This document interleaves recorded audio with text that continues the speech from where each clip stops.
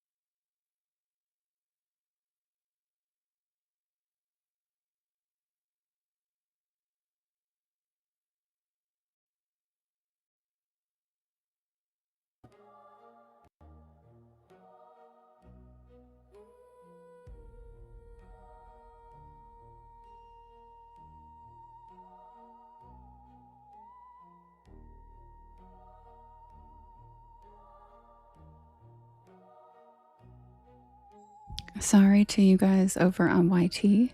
I had to reset because the chat wasn't showing up. So if the screen looks weird for a minute, that's all I'm doing.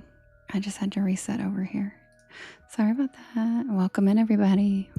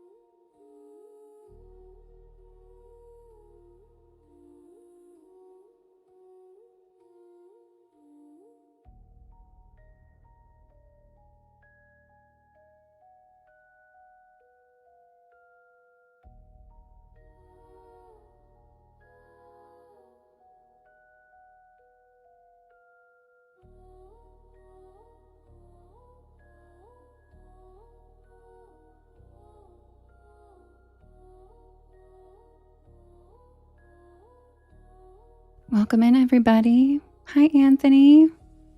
Welcome back.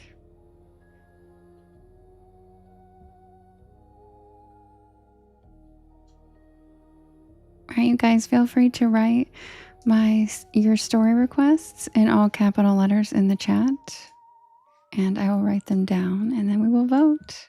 Happy Wednesday.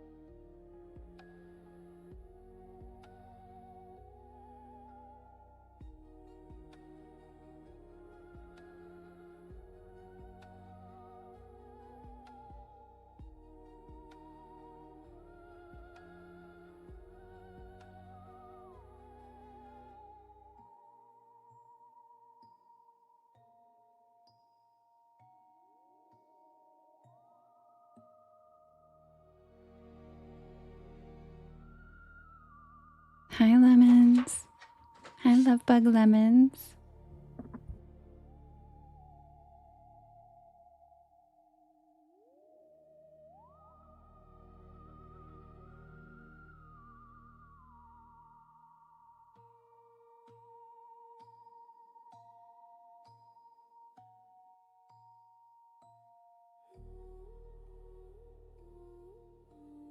Hi, Scott.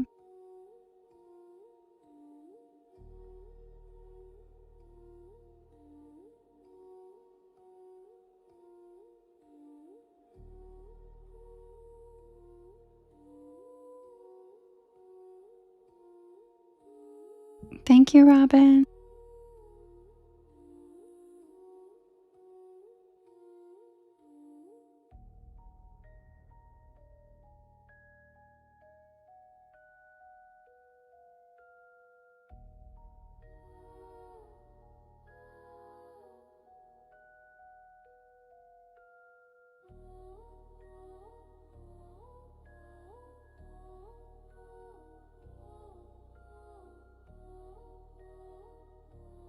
We missed you too, Anthony.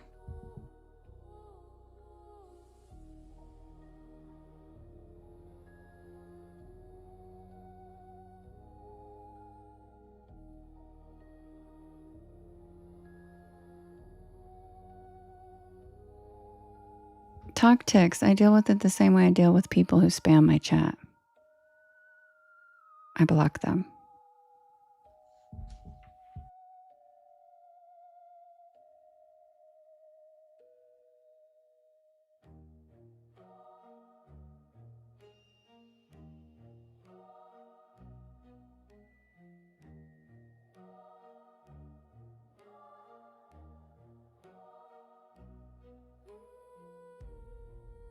And if my mods answer you, do not continue to repeat until I answer you.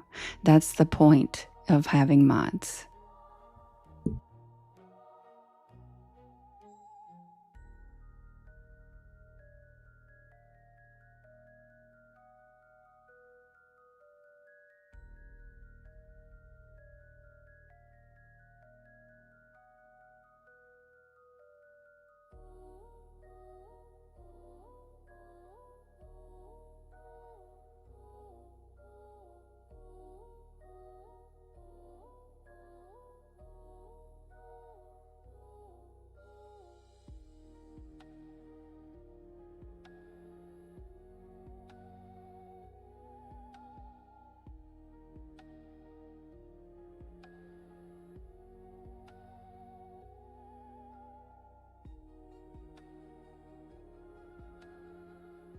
I read the comments, Talk Ticks. I'm also writing down story requests, and my mods answered you.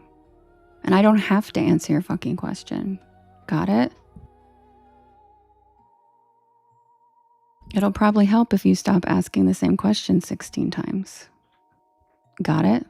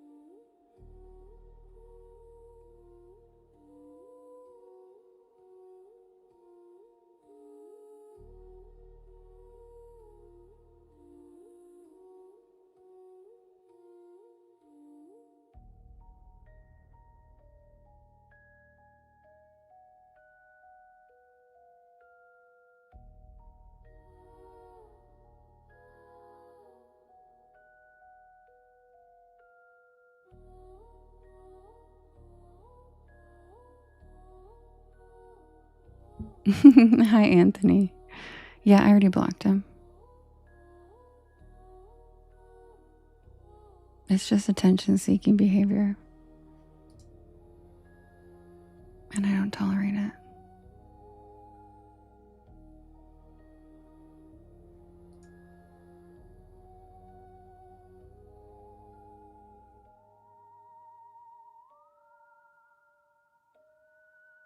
Just Anthony.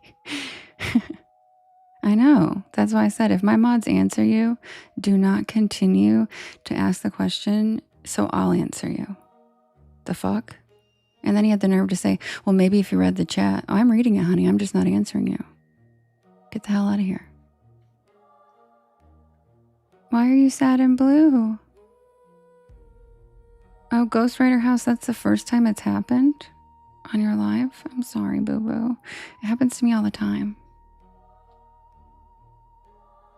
But like, in our society that's bullshit, being a whack job is kind of like a badge of honor.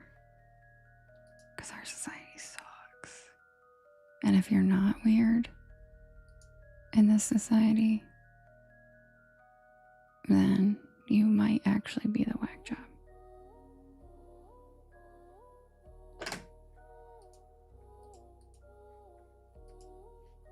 Yeah, you're gonna get blocked on this one too. Get a fucking life, you loser. Exactly, Lulu. Exactly.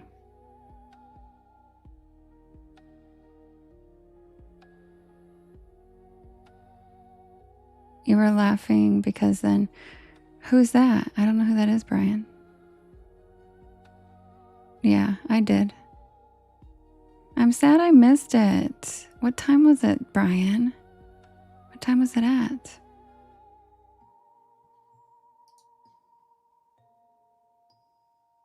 Oh my God, really? Holy shit. I bet you cried. I feel like that's your dream. When did he come in? Like into the live on TikTok or like to your ghost investigation that happened? Okay, Mama Bear. See you later. Love ya.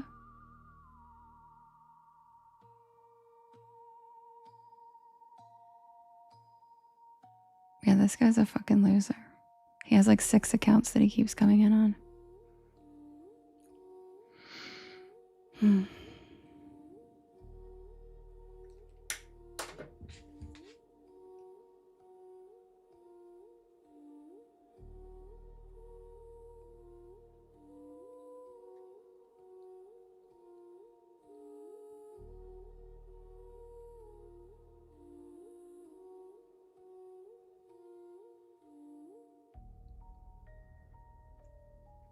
Okay, guys, feel free to write your story request in the chat in all capital letters.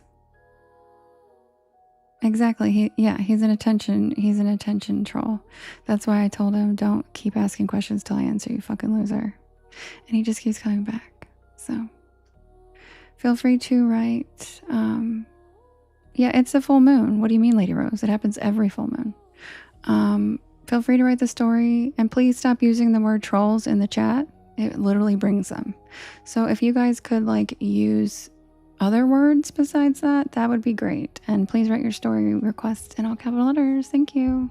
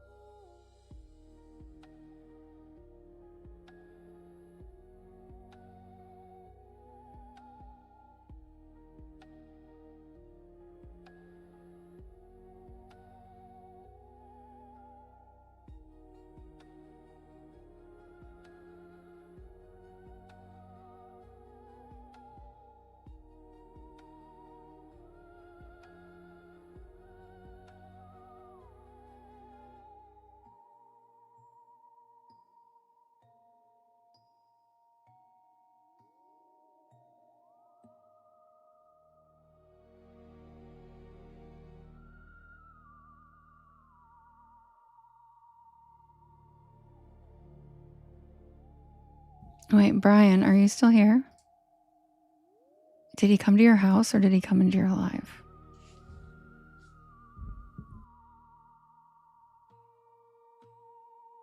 Also, if I have mods in here tonight, could you guys please be on extra alert? I'm not in the fucking mood.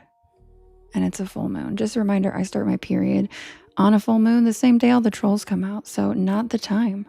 So please help me out tonight. I am really not in the mood at all.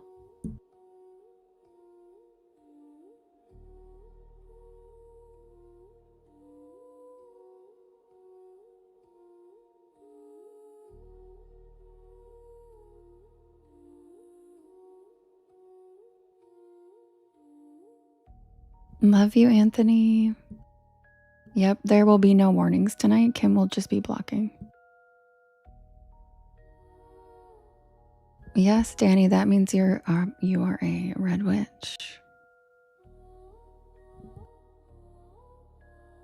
Yeah, me neither, Tater Tot. Me neither. Hi, Solange. Welcome in, everybody. Happy Wednesday. Thanks for those of you who joined me today for Witchy Wednesday. Oop. Thanks, Lauren. And we had a good time until I took a trail through like a liminal space portal, and it was some weird shit. And we ended up at a mall, and I'm not kidding. We literally ended up at a mall. Yeah, I love you too, Nami. Exactly, happily rude, Mom. I'm sweet until you make me not be. Yes. Yes, Brianna. That's okay, Rich. A lot of people can't make it because it's during the day. I understand. Oh, thanks, Ellie. Aren't they cute? Yeah, Eric, the fucking JCPenney.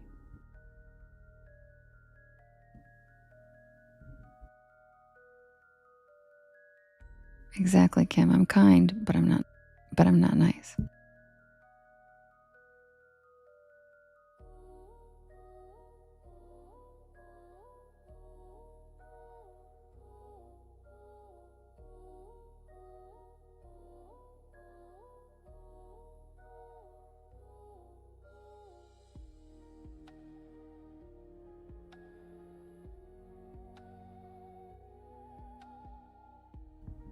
Glossette, the path led to the fucking mall. It didn't lead to the river. It was so annoying. That's right, Solange. We knocking and bucking and ready to fight. And that's literally how I feel right now. I'm like, click full of killers. Please don't get us excited. And we smoking loud. Yeah, Danny, it was a mall. The path led to a mall. And the map said it led to a river. So that was fun. And it was like 1,000,000 degrees. And yeah. But thanks for joining me anyway, guys. Gwen, okay, we'll see you in a little bit. Exactly, blessed. Yeah, it was a bust, but not really, because I still got to show everybody the site of the Battle of Fallen Timbers and stuff. Exactly, Solange. I don't know, AMG, that's a good question. Me too, happily rude mom. I'm ready to start a riot at any moment. The Four Rivers Mall? No.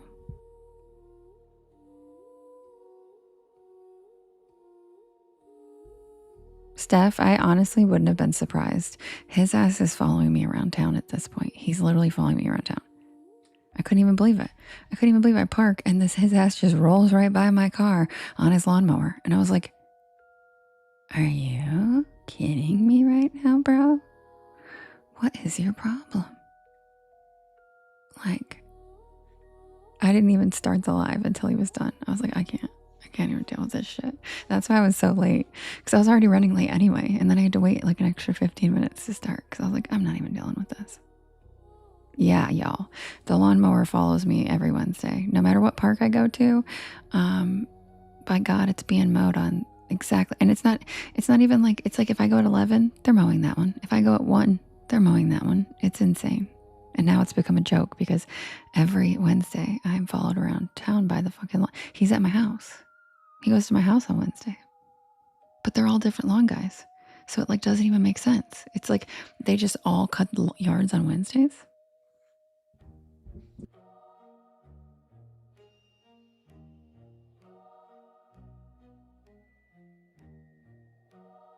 Yeah, me too, Nammy. Me too. Same.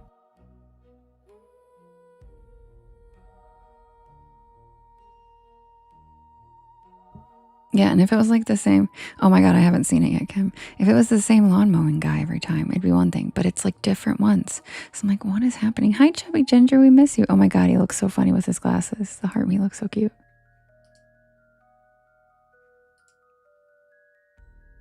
Sentahua, the walk was interesting.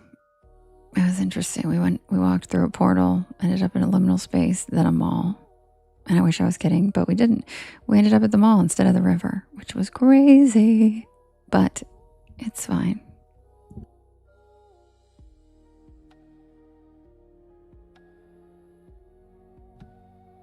About stinging nettle?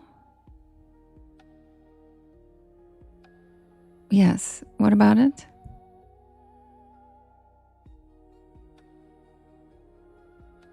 He's probably a shapeshifter. I love you guys. I love your answers.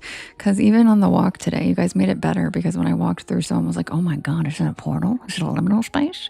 I was like, oh my God, maybe. It made it more fun than just I walked through I walked over a highway, you guys. So it was a journey. It was a journey. It was a journey. Who did Anthony think I was talking about? Where'd it go? I don't see. Oh wait, are you talking about that dude, Tim? No, that's funny though. Yeah, no. Thank God. These guys are all like older dudes.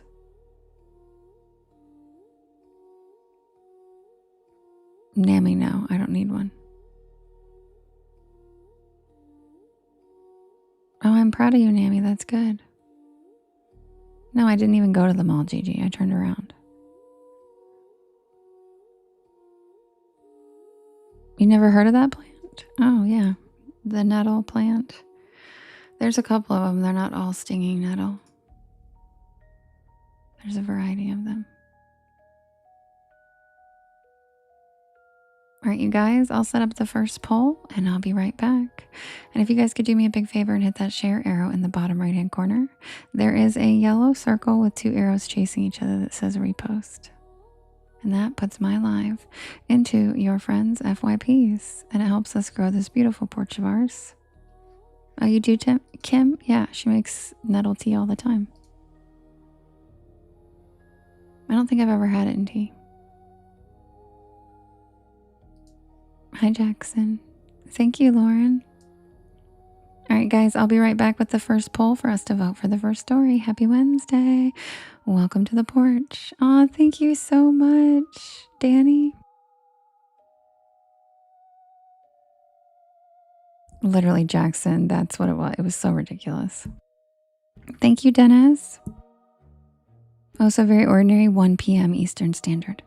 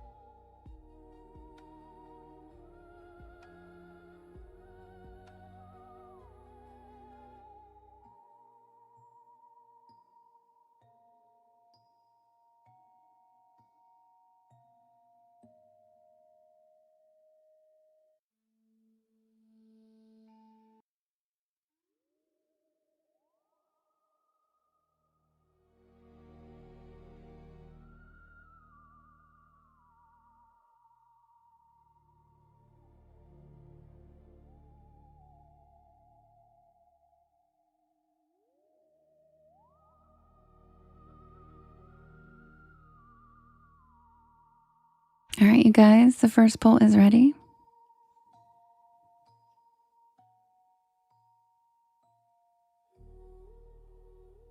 We have The Last American Vampire. We have Haint Blue. We have Poplar Creek. We have Huggin' Molly.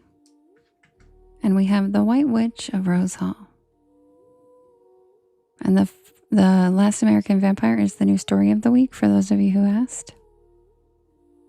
Hi, Lactose. How are you?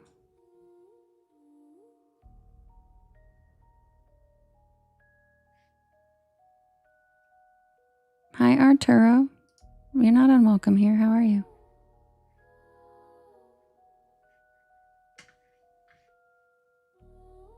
I haven't put it up yet. All right, you guys. You can vote in the top left-hand corner. There's a blue box. And you can vote up to 50 times, and you can vote for more than one story. That's okay, Mamasaurus. And you can vote for more than one story. It's a blue box in the top left-hand corner. And hi, Peter. Welcome in. And we have The Last American Vampire, Paint Blue, Poplar Creek, Huggin' Molly, and The White Witch of Rose Hall. Who's it going to be, guys?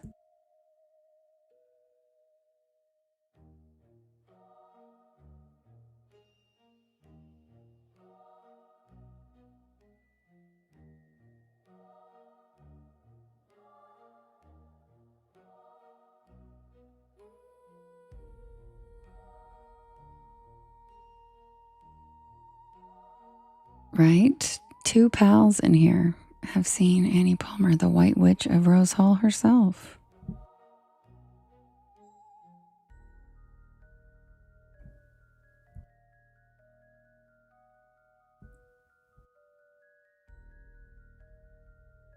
Also, if you can't see the vote, you probably need to update your app. Or you're on the computer.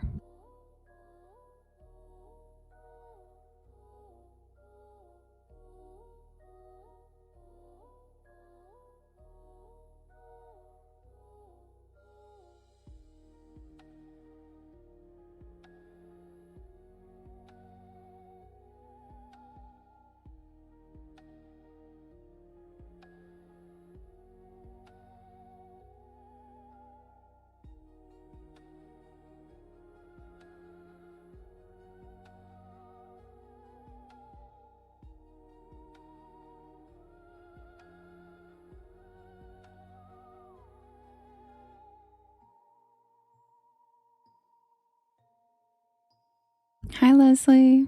Okay, Rick. Thank you so much for checking out my YT. I really appreciate it. I really think you're going to like it. I have playlists, and I have 30-minute unexplained series videos where I'm in them and I like go more into depth on topics. So I hope you like it.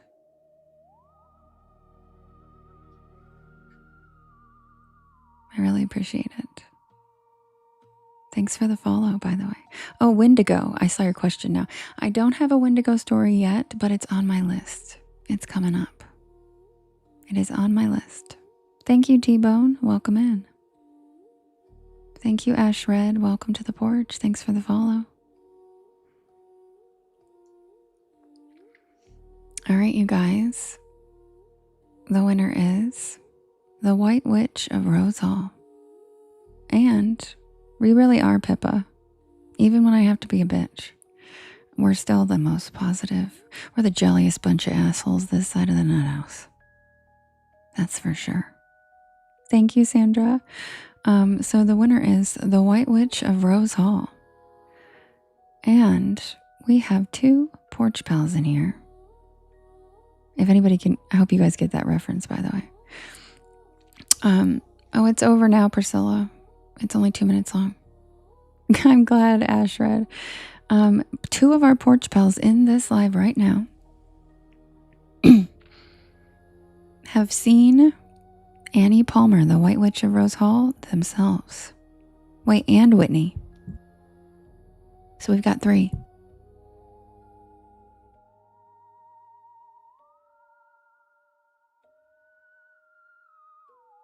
And Anthony's nose bleeds when I read this story. But Anthony hasn't been here in a long time. So let's see if it still happens. But what do you mean you ain't seen shit? Didn't you say you saw her with your grandma? Yeah, you did. You saw her with your grandma. Pink Whitney. She's above in the chat. She said she also saw her. Right here, I'll pin her. You did too? I know, Kara. It's very strange. Oh, you were kidding. I was like, what, Anthony? What do you mean? You got me. It's hard to tell tone. Okay, guys.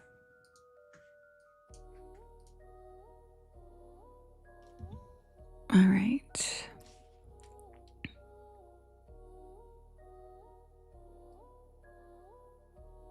Hi, Megan. Oh, you got the reference. Oh, never mind. Whitney said she got the reference, not that she saw the White Witch. Just kidding. All right, you guys. Grab a beanbag chair. Grab a hammock. Thank you, Dennis, for the cute stars. Grab a hammock. Sit back and relax. Check out the shooting stars. Thank you, Eric. Thanks for helping me with my gallery. I love that meteor shower so much. Thanks, Maureen.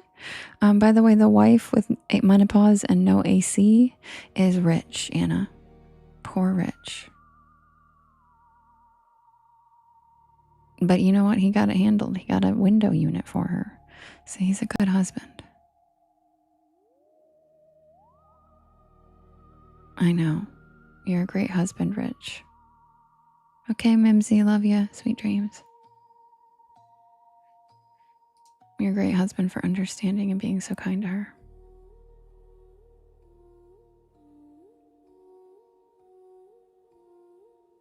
My sister's husband divorced her. So there's that. So not all men are like you, Rich. Cat mom, literally.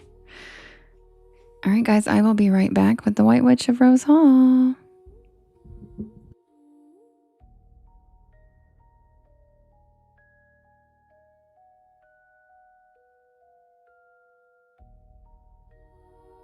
Right, Kara? Like, what an ass. Yeah, literally, her divorce was finalized in February. And, like, that was what he blamed half of it on. She was like, what? Yeah. Yeah, men are peaches. Not all of them. Rich is an example of one that is not. Rich is amazing. Yep, Anthony. That's because we're at that age, sweetheart. That's what happens. Lots of people get married before they know who they are. And then they wake up one day and they're like, you know what? I know who I am and I don't think it's meant to be with you. Bye.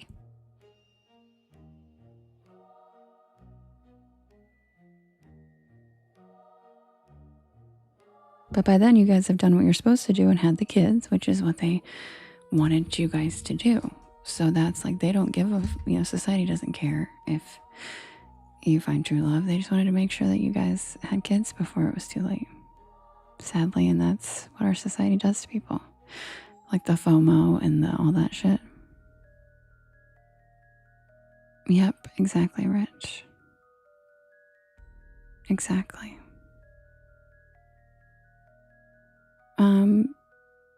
12 years. Gigi. 12 years with 2 kids.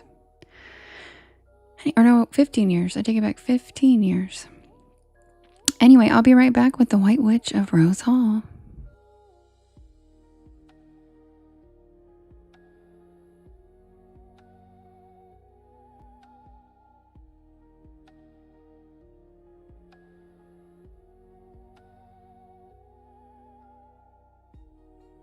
No, Nami, my sister.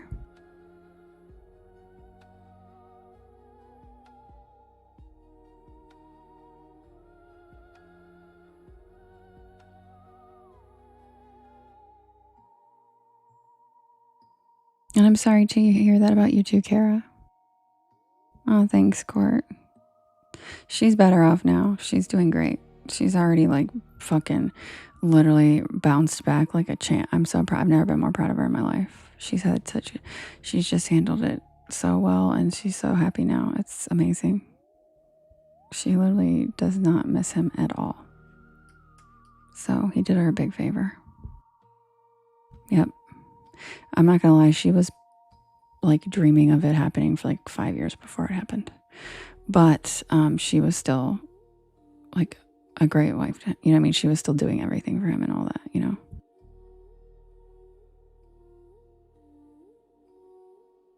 But she's a badass. She's a queen. She hadn't worked in like 12 years. And then she just went and got her ass a job at a fucking law firm, because we all used to work in law in my family. And now she's like the number one on her sales team every month. I'm like so proud of her. I'm like, that's my big sister. That's fucking right.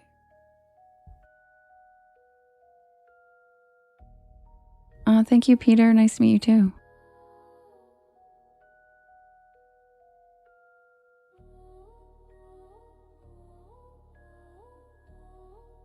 And she ran a marathon like she was training for a marathon when he left her. And she continued to do it, and she nailed that marathon, which is crazy, because if you know anything about marathons, like it takes a lot out of you, and to be going through that, like she's a fucking animal, dude. She's amazing. All the women in my family are forces to be reckoned with. Going all the way back to Juana la Loca. That's right. That's right. I'm related to Johanna the Mad of Spain directly.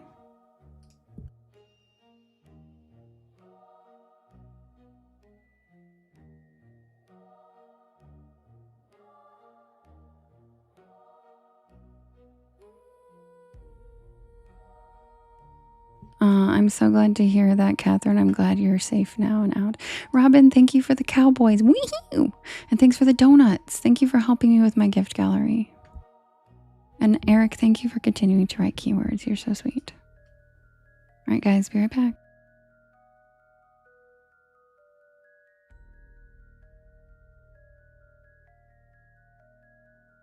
Thank you, Rich.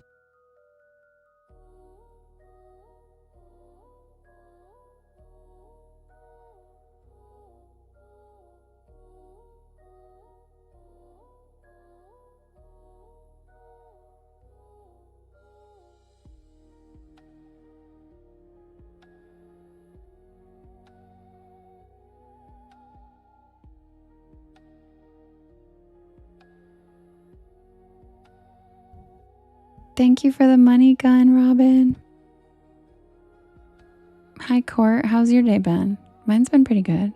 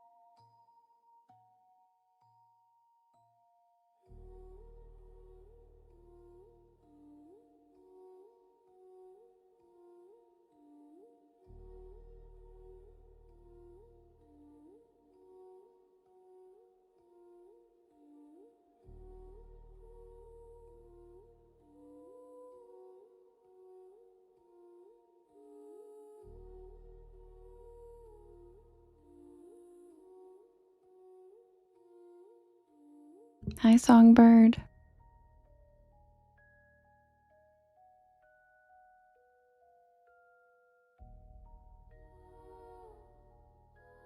Robin, thank you for the swan. Oh my gosh. And thank you for the DJ classes. Thank you for helping me with my gallery. Thanks so much. Hi, what just happened? How are you? welcome in. Thank you so much, Robin. Thank you, Leela. Thank you, Starlight, for all the cozy cryptids. Can somebody help Court figure out how to... You basically just have to connect your PP account to TikTok, and then it's like whatever gift you choose is a certain amount of coins.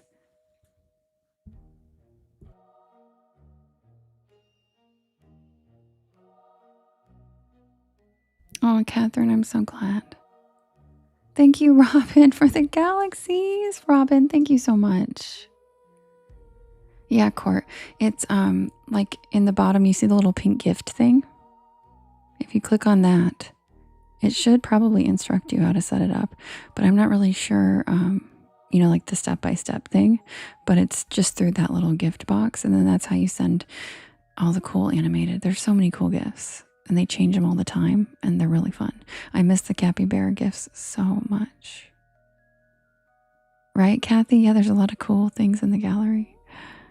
I miss the capybara with the towels on his ears. Thanks, Songbird. That one's cute.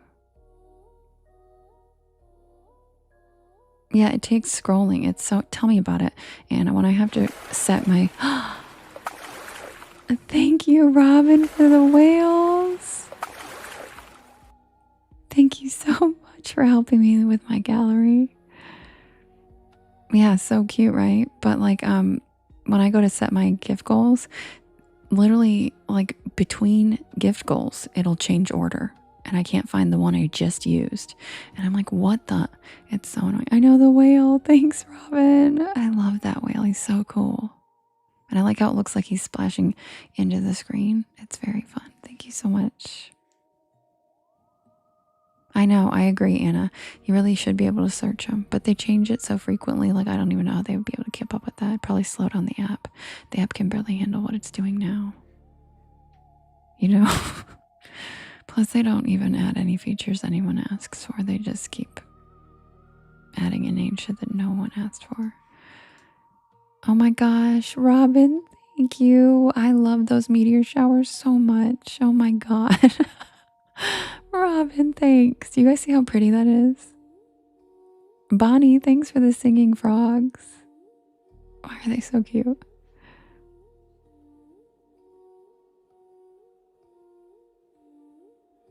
There was a lady in Kim's live and she's going to make it. Oh, cool, Robin, really? So cool.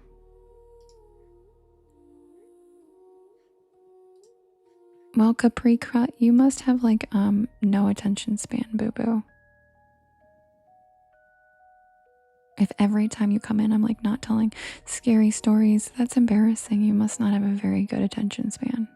Might want to work on that. Might want to work on your patience a little bit.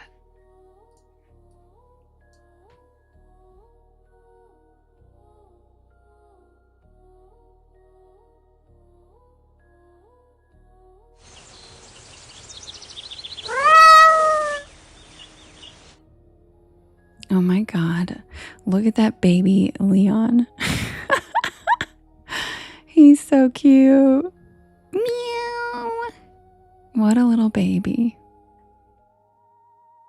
I know, Anna, it's really true. They really do that, and I have no idea why. Look at the little meow. I know. He's so cute. Meow.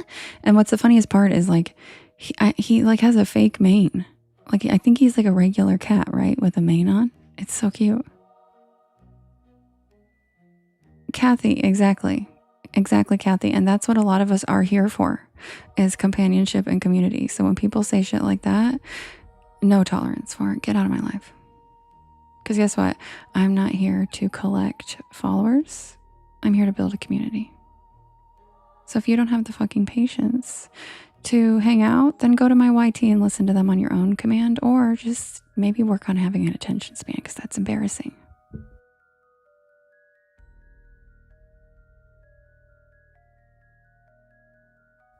Hey Ash, did you like not pick up anything that was just said? Are your ears turned on? Because I'd be careful. Oh my god, thank you, Robin, for the jets. Those are beautiful. Anthony, I love you.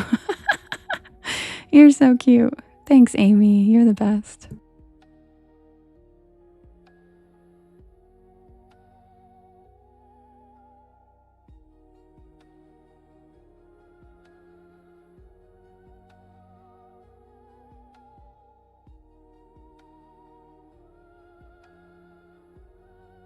Oh, Kelly, you're so sweet. You're so kind. Was that the first time you've made it into a Wednesday live?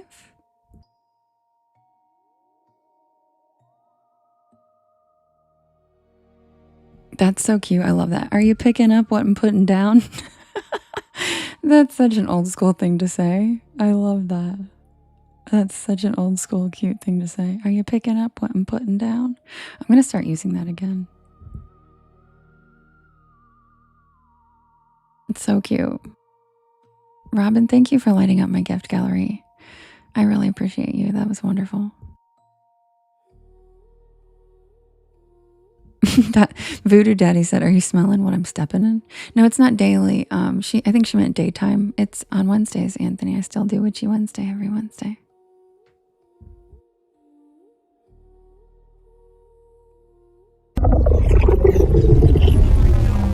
Whoa. Robin. Whoa. What was that? Oh, thanks, guys, for telling me these banners. I hate this app. Just kidding. Love you, TikTok. All right, here we go. That was amazing. Robin. What was that called? Future City? Yeah, I saw that in Kim's live. Remember when you got that, Kim? Thank you so much. Thank you so much. I really appreciate it, Robin. I know that was cool. Yeah, Kim got it. Yep, that's what I thought, Kim. Yeah. That one's so cool. Because I got the other one that's called, that has the astronaut standing on the thing. And I thought that was Future City, but that one's called, I can't remember. But that one is, that's the one Kim got. That's so cool. Lisa sent it. Yeah, that's so pretty. Interstellar's the one I got. Yep, there you go.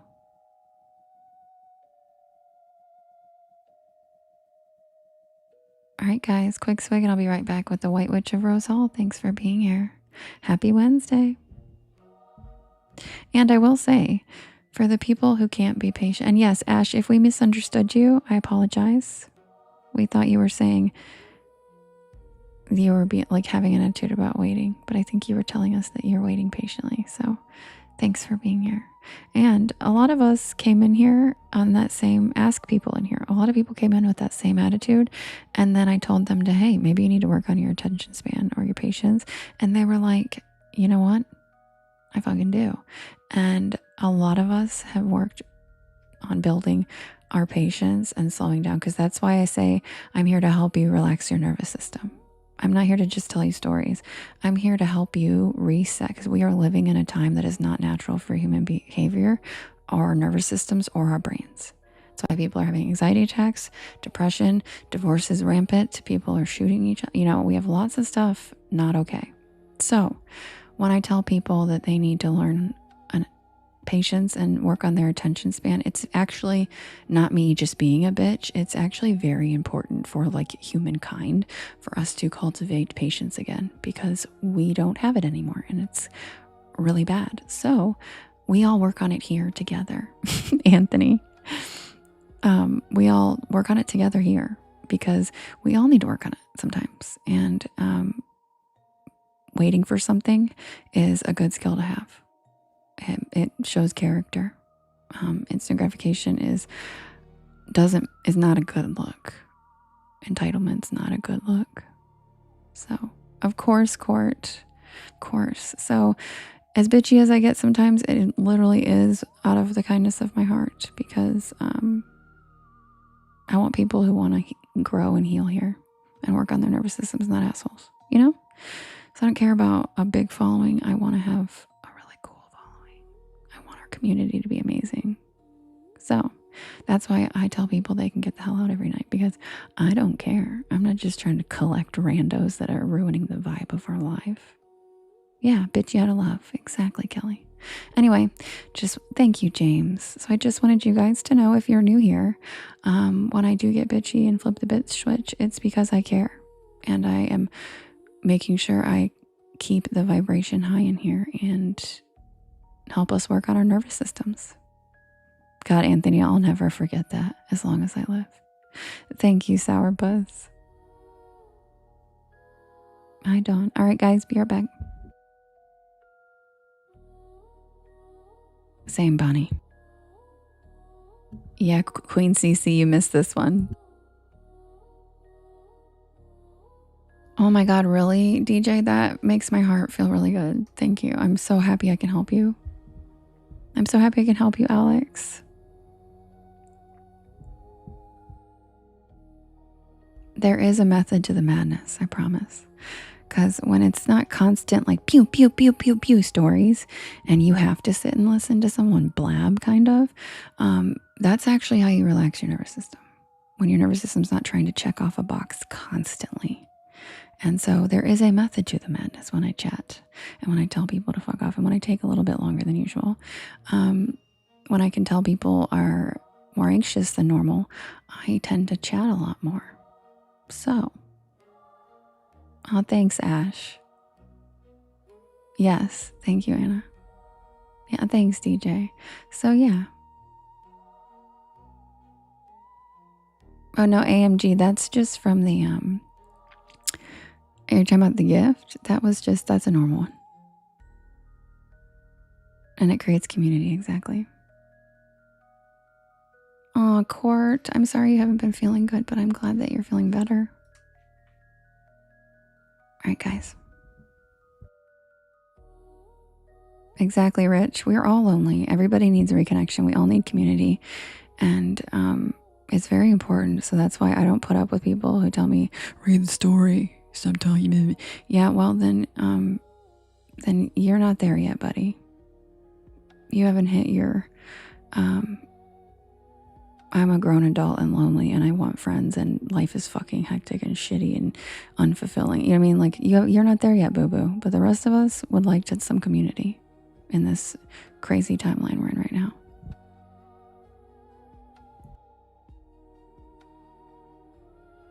And there's nothing wrong with that. I think there's more wrong with the people who don't. I agree. It's fun to do things together.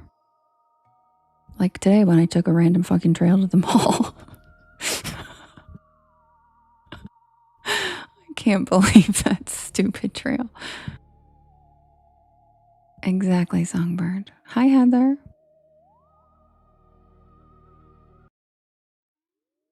All right, let's get this train moving. Kim.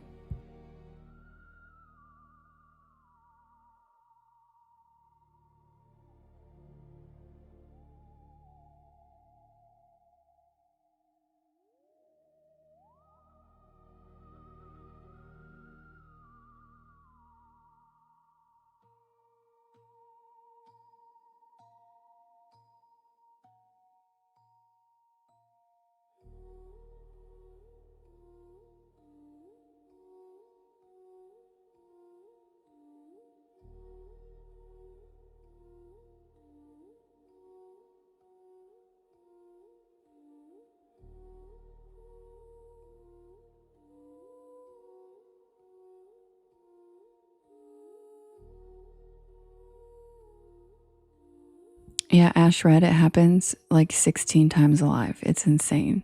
It's wild. But they're so used to doing it, obviously, to other creators that I make sure it ends here. You know? I don't let them get away with it because most people giggle and laugh because they just want followers. I don't, that's not what I'm here for.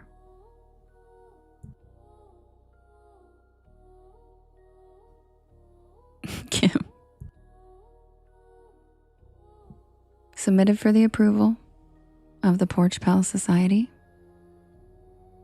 This is the tale of the White Witch of Rose Hall. Yeah, you see it in a lot of lives, exactly. And that's why I do my part to slap their hand. Because nobody's correcting these people's behavior. I'll fucking do it. I'll be tribute. I'll sacrifice. I don't care if they all think I'm a bitch. I'll fucking tell them, don't you dare do that to another creator. Yep. So that's part of the reason I don't put up with it. Because maybe then they won't do it again. You know? You gotta learn today. You gotta learn. Because also I grew up in like the Appalachian foothills, and we're a special kind of crazy.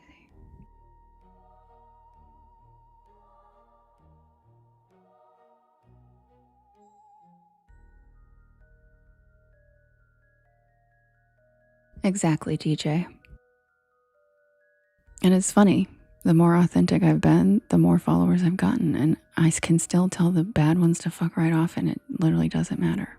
So, like I said, I'm here for a great community, not just a bunch of followers. Robin. Jessica, really? Thank you so much. Which part? I love when the people who never comment. It makes my heart so I get so excited because I'm an extrovert who, like, all my best friends are introverts. So I get really excited when the introverts peep their heads in and say hi. Thanks, Jessica. That makes my heart so happy. I'm glad you're here.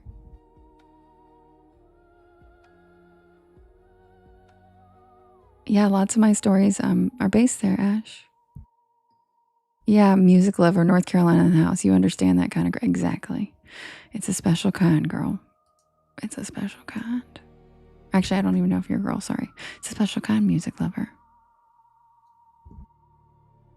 Hi, Matt. Peeps headed. Me too, Reg, actually, surprisingly, me too. I'm very extroverted, but sometimes I don't have the bandwidth. Oh, thank you, Cindy. I appreciate that so much. Aww.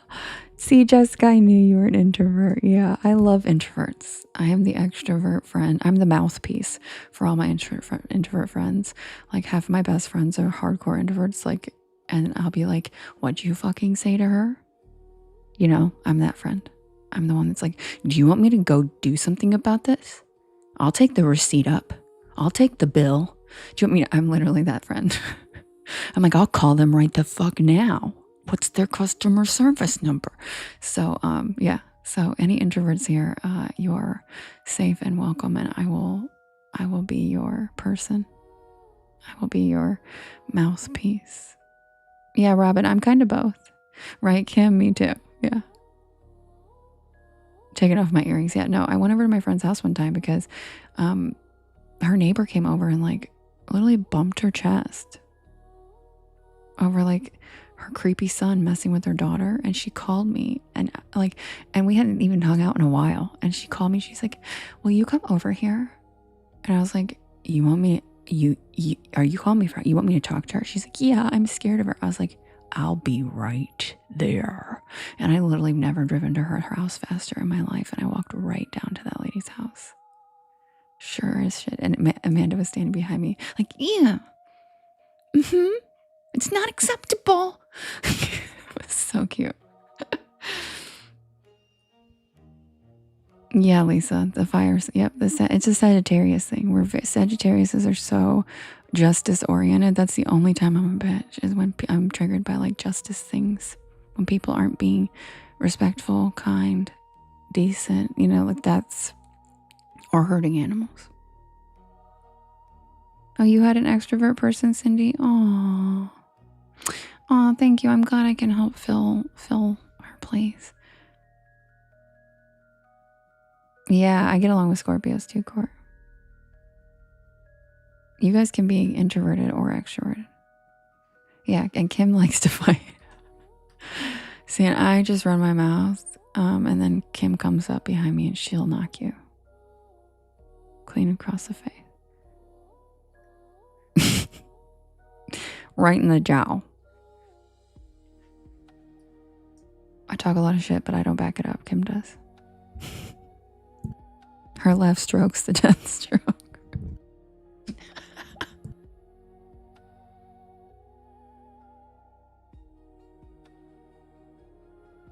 Yeah, Leila, exactly. Some Scorpios are really introverted, some really extroverted.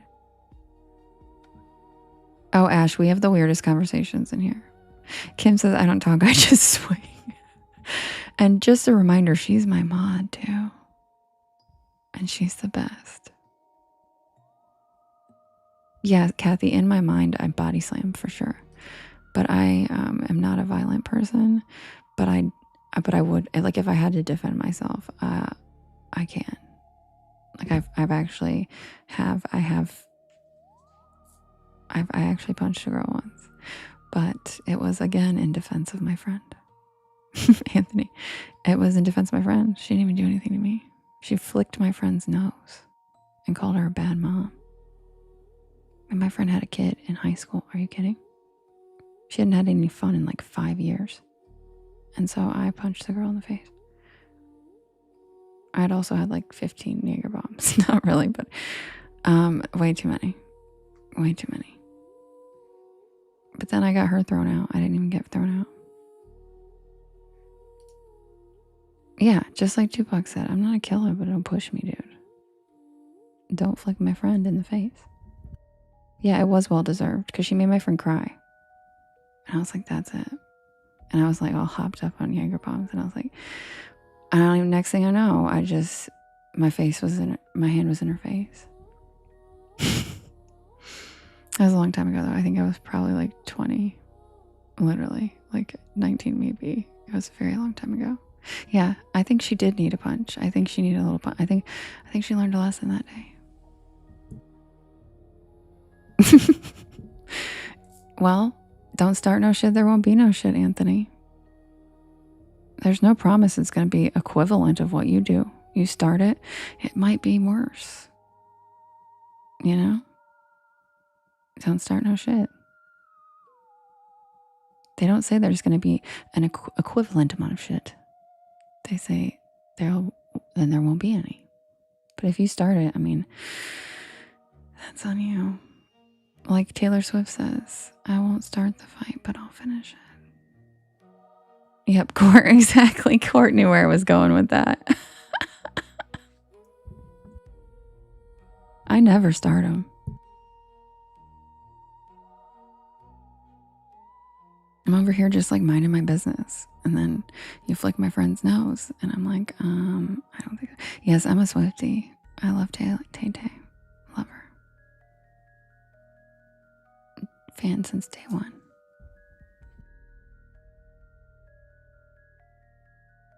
Who predicted that Kim went to Catholic school? Because that's fucking hilarious. That makes me laugh so hard.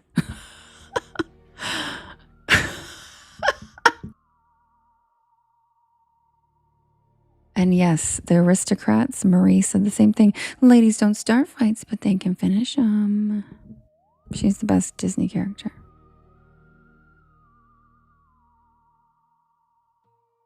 Probably Anthony. Kim said, and did. Submitted for the approval of the Porch Pal Society. This is the tale of the White Witch of Rose Hall. Happy full moon, guys. My God, it's been a full moon tonight.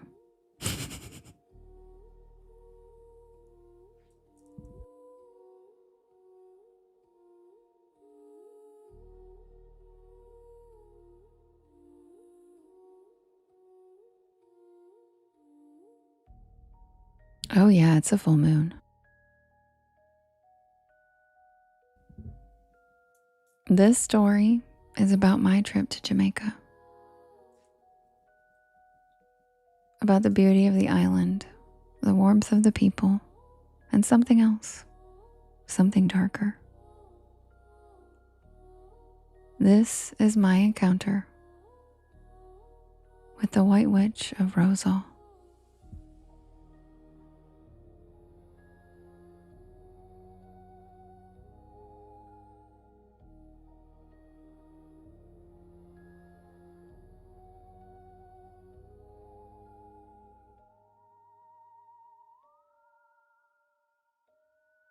Thank you, Gambit.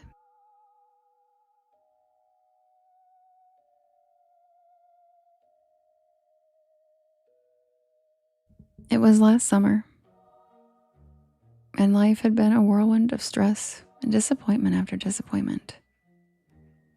And if I'm being honest, I just needed to escape,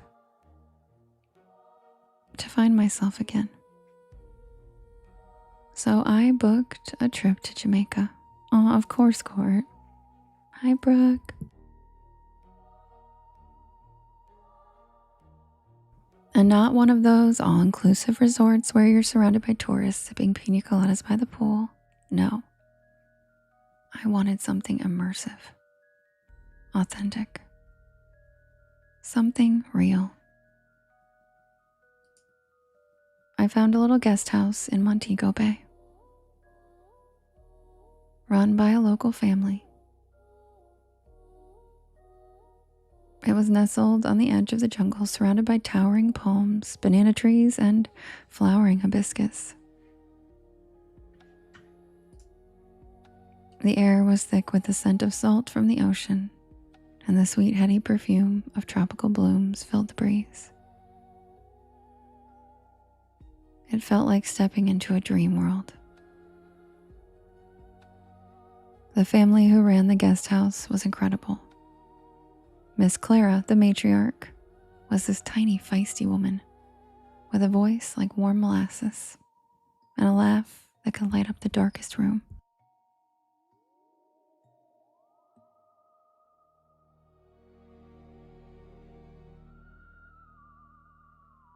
She had this way of making you feel like family the moment you walked through the door.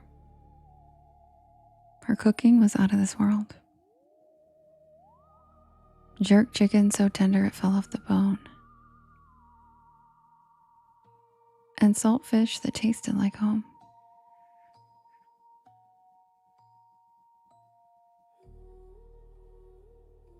And fresh mangoes so sweet they made your teeth ache.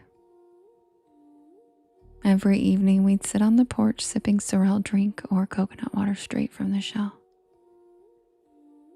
And she'd tell us stories. Stories about the island's history, about the spirits that lived in the trees, and about the legends that had been passed down for generations. Me too, Kim. I love mango. And that's how I first heard about Annie Palmer, the White Witch of Rose Hall. Miss Clara told us about how Annie was this beautiful and cruel woman who lived in the 1800s at Rose Hall. Gabriel. Scurvy. A grand plantation house up in the hills. They said her spirit still haunted the house, and that she'd appear to visitors, her pale skin glowing in the moonlight, her eyes burning with hatred.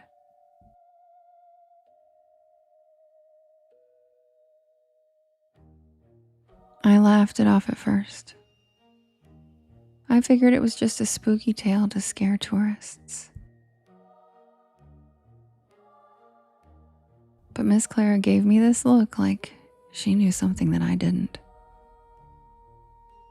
And she told me that some stories are more than just stories.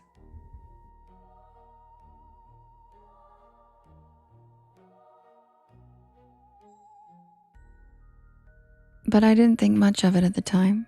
I was too busy falling in love with Jamaica. The island is, God, it's breathtaking.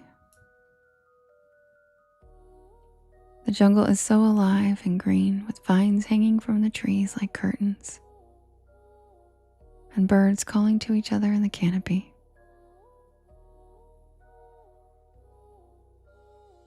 I'd walk for hours, picking mangoes, guavas, and star apples straight from the trees. Their juice sticky and sweet on my fingers. The locals would wave as I pass, calling out greetings in that musical Jamaican patois. it felt like paradise. But then, one day, I decided to visit Rose Hall.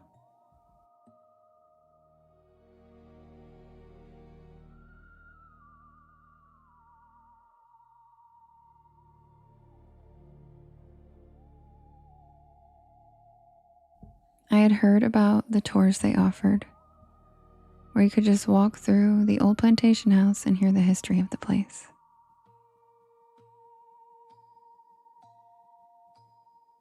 I love history, so I figured it would be a little taste of the island's past.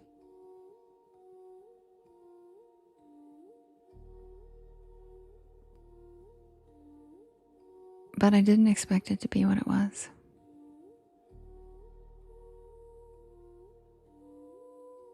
The plantation only had one tour left for the day. So I signed up for that one and I hopped onto a bus with several other people.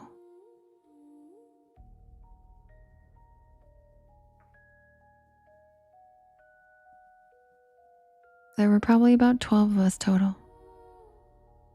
The drive up to Rose Hall was stunning. The road wound through the hills past fields of sugarcane and clusters of brightly painted houses. The air was thick with the scent of blooming flowers and the scent of jungle. When we finally reached the house, I was struck by how imposing it was. There was this grand white structure perched on a hill overlooking the ocean, with tall white columns and wide verandas. It was beautiful, but there was something about it that made my skin crawl.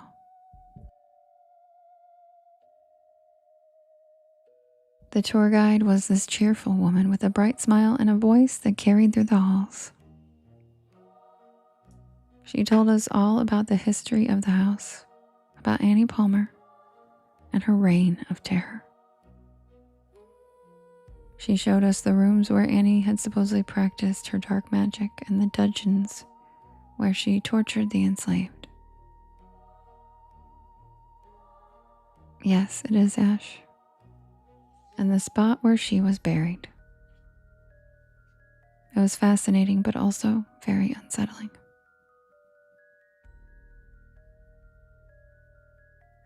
I kept feeling like somebody was watching me, but we were the only tour group. There was no one else on the property. After the tour ended, we were told we had a quick break. So everyone from the group dispersed to hit the restrooms, eat some snacks, and walk around the property. Everyone else in the group seemed to at least be in pairs. I seemed to be the only solo one, story of my life. So I decided to explore the grounds on my own.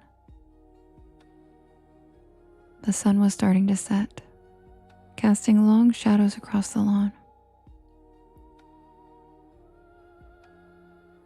And the air was thick with the scent of blooming flowers. I could stay here forever. I wandered down the path that led to the jungle, the trees closing in around me.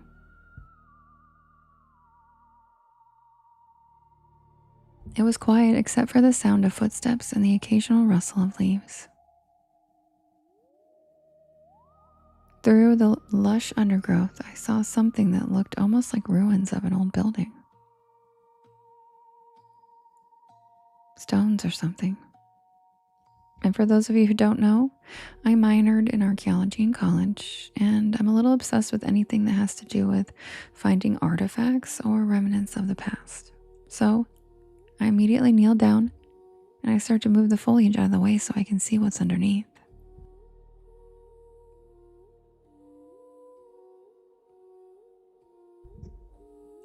And then I realize it's 2 rows of evenly spaced out fieldstones. Fieldstones were oftentimes used to mark burials of the enslaved on plantations. I think I just found the cemetery of the enslaved people who lived here.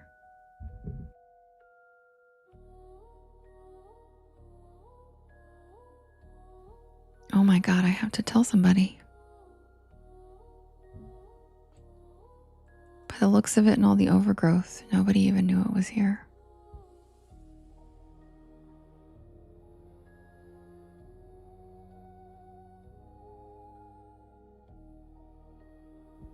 It was starting to get dark now, so I ran back up the trail and toward the plantation to alert the tour guide of what I had found. But to my horror, the tour bus was gone. Everyone was gone. The group had left me at Rose Hall alone. And now the sun was almost completely set, and it was dark. This is the jungle. I'm not walking miles back to the guest house in the pitch black jungle.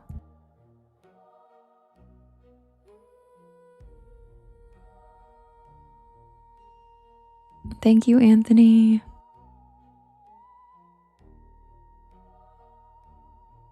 So I managed to get the back door to the kitchen of the plantation house open, and I was able to take shelter inside for the night.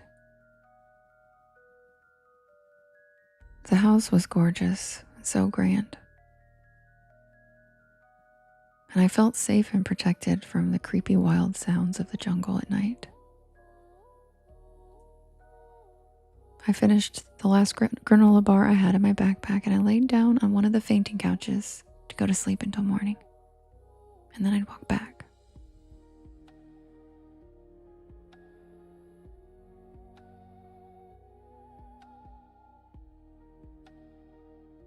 Just as I started to doze off, I smelled a strong floral smell, and I felt a cold breeze brush across my face. I opened my eyes, and that's when I saw her. She was wearing a white dress, the fabric flowing around her like smoke. Her skin was so pale it looked like she was glowing. Her hair was dark, cascading down her back,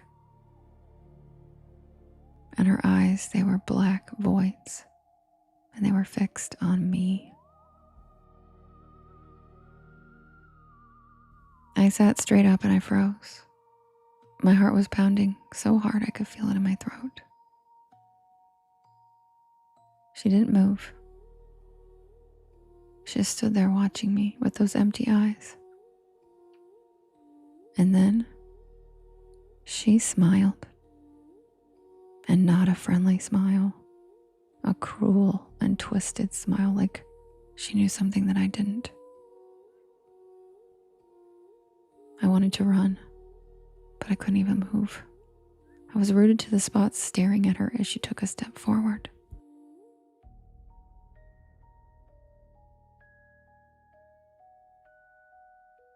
And then she spoke. Her voice carried through the air like a knife. You shouldn't be here. This is my home. I don't know how I did it, but I managed to leap off that fainting couch and run. I didn't look back. I just ran as fast as I could out the back door and down the winding driveway, my feet slipping on the wet leaves, my breath coming in ragged gasps. I didn't stop running until I was all the way back to the guest house, collapsing on the porch, my heart still racing.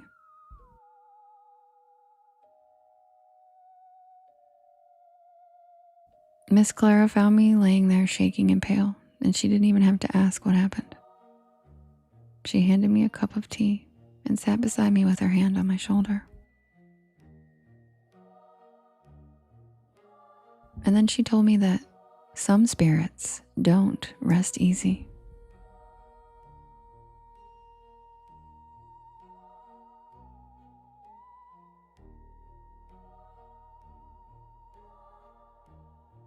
That night, I told Miss Clara about the graves of the enslaved that I thought I had discovered at Rose Hall. She jumped up, got on the phone, and the next morning we met with the head of the Historical Society and a few government officials as I led them to the spot. I left Jamaica the next day, couldn't stay. Not after what I had seen.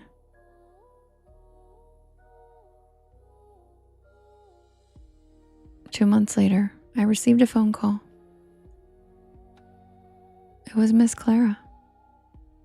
She told me that they sent archaeologists out there who had confirmed that it was, in fact, the missing graveyard of the enslaved people who lived at Rose Hall.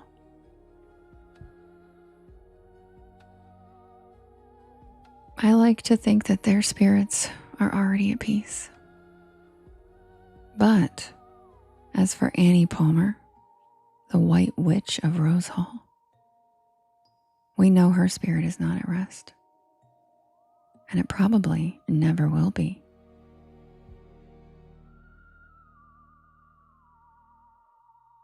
And that's the tale of the White Witch of Rose Hall. Fun fact, she unalived all of her husbands.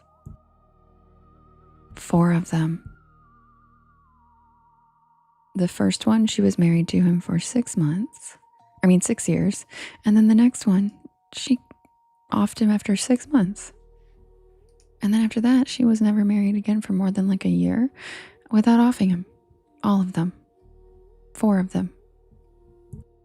And almost all of the enslaved people on her plantation. She was a serial unaliver before they knew that term. One of the first, actually, in recorded history. She was basically the Jamaican version of Madame LaLaurie from New Orleans. Yep. And if you're not familiar with her, give her a Goog too. She was horrifying.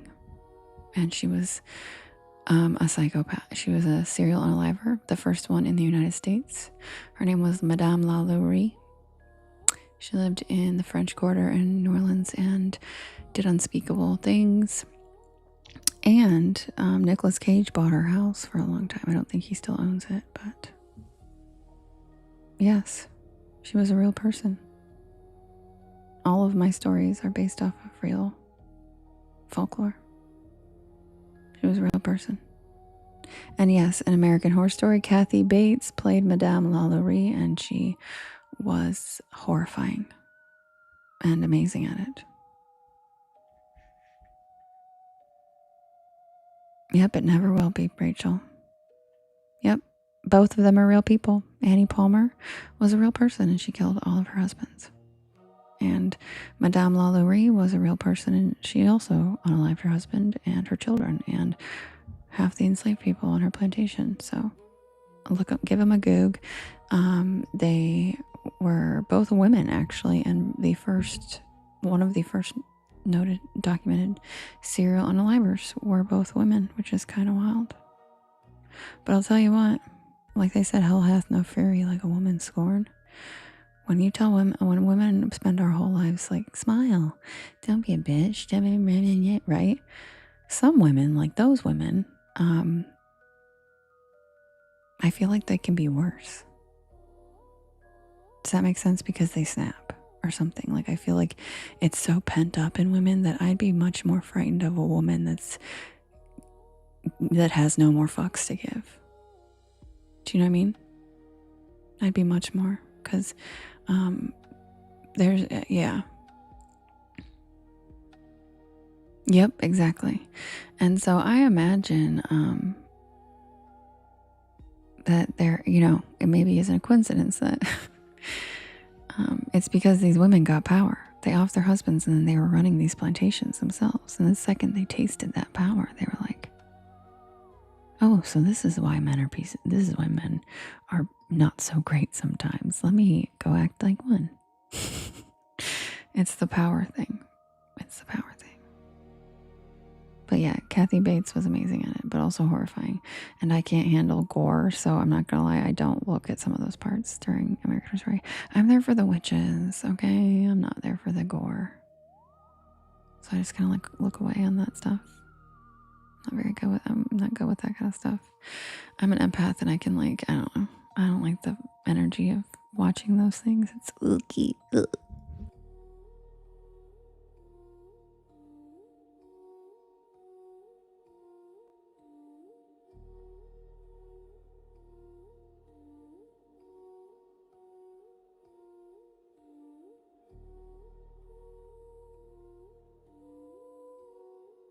Well, and also, I'm been reincarnated a lot of times.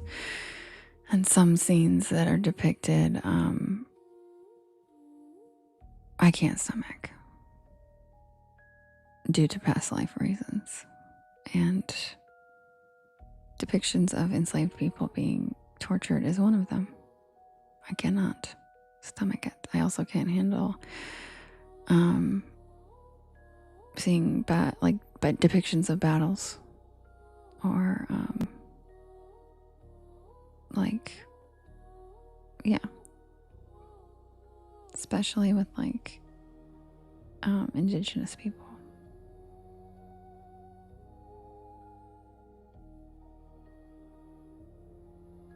All right, guys, I'm gonna set up the next poll.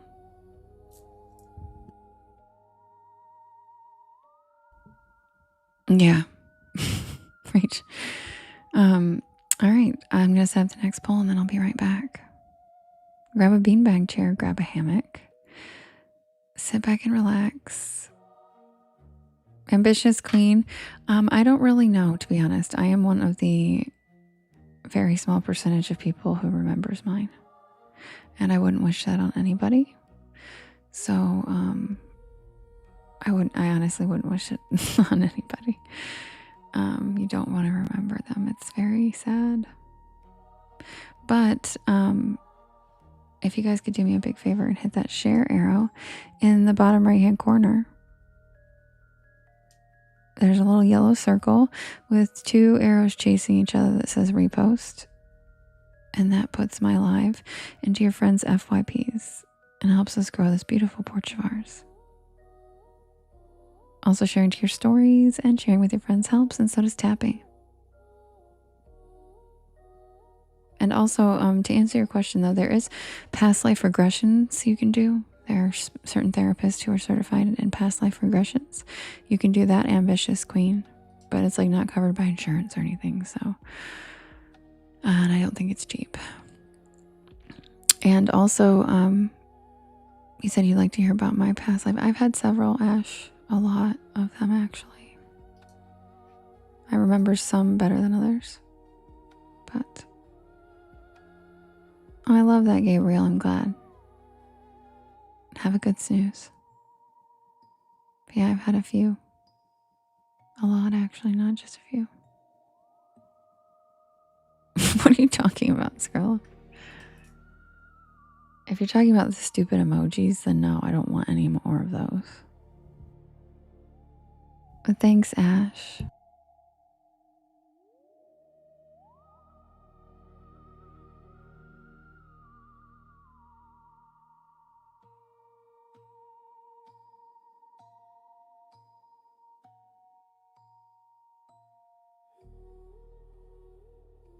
Hi, Mackenzie. How are you doing?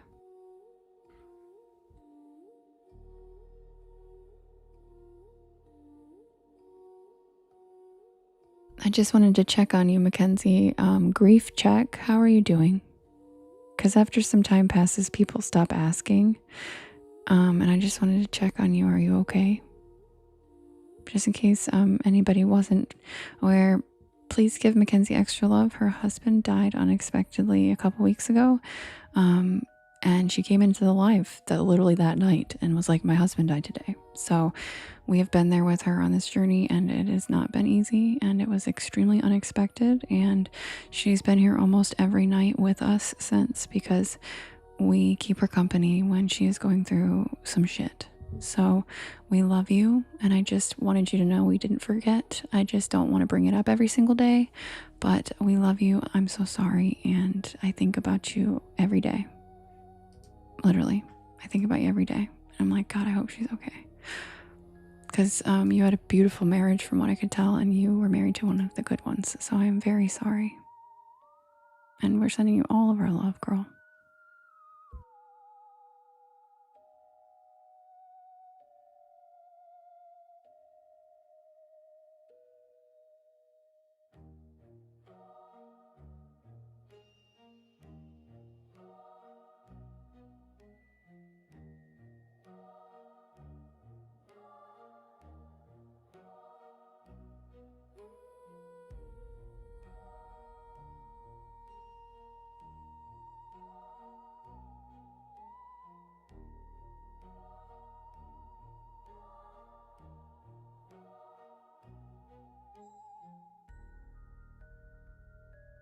I think Rachel set her up or messaged her with some grief groups, right?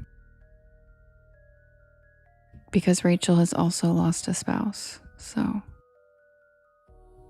we're all here for each other. I'm sorry to hear that, Phyllis.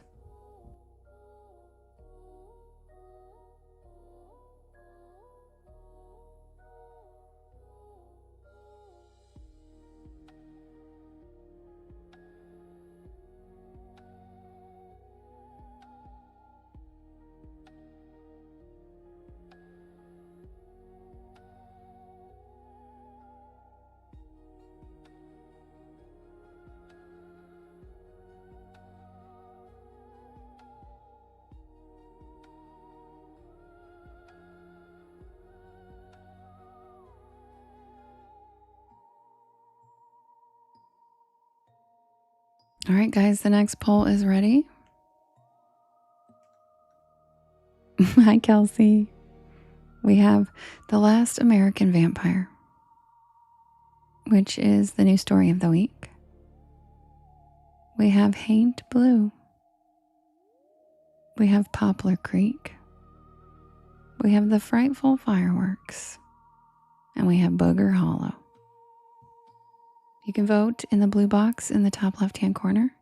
And you can vote up to 50 times. And you can vote for more than one story. Who's it gonna be?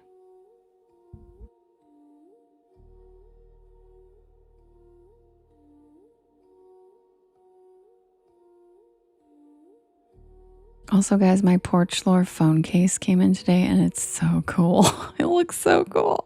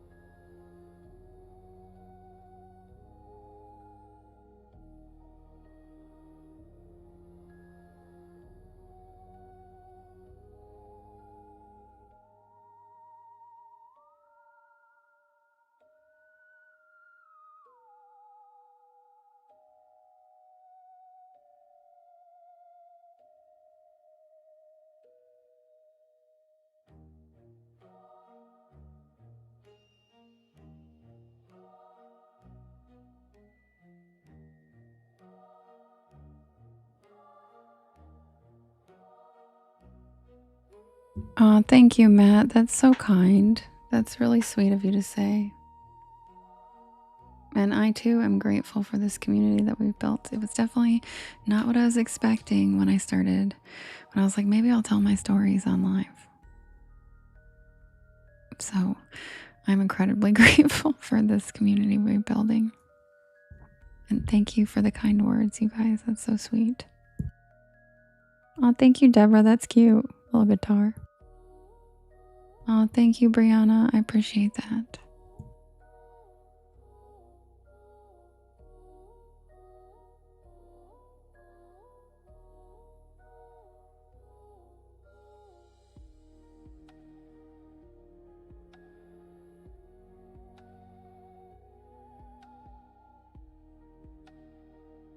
Thank you, Dr. Susan.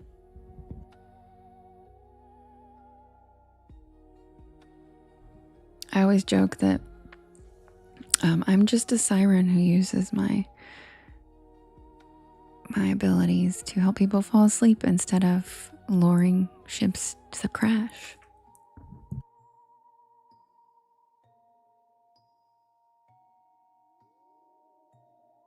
Instead of making sailors sleep while they're steering ships, I just help you guys sleep instead.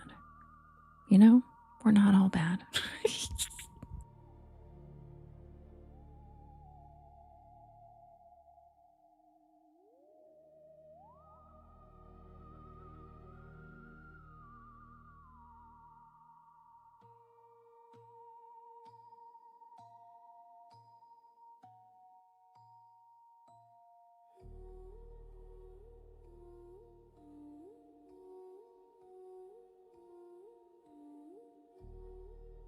Wait, what's Jigglypuff? Yes, I am Seabass. What's Jigglypuff? Oh my god. I'm looking it up. It's a fairy. Its abilities are cute charm. Okay, sounds right. Its ability is friend guard. That sounds cute. Oh my god, it's really cute. Why? What makes me a Jigglypuff? So cute. I don't know anything about Pokemon. It can perform longer. Yeah. Oh, it causes drowsiness in its audience with its huge eyes as it sings mysteriously. Oh, I'm in love. This is so fucking cute. Why is it so cute? I am this. Kim, you're right. I am a fairy Jiggly. How did it know? How does it know about us? Oh my god, it's really cute. It has a special attack feature. What is that? That's cute. Oh, it's not very fast. Yeah, that checks out. I hate running. What's HP? What's HP? I have a lot of that.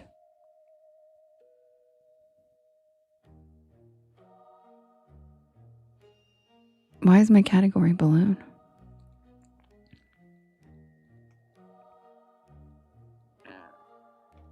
What do you guys think?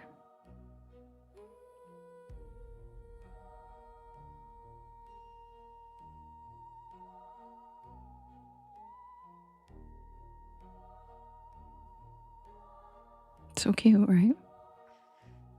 Shaped like a balloon. I know it says Jigglypuff is spot on. I'm like, Kim, it says category balloon. I'm like, well, yeah.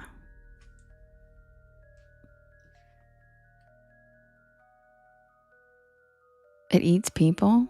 Oh, I love that. I am Jigglypuff. We'll get mad at the audience for sleeping and make faces on people while they're sleeping. That's so funny. Oh my god.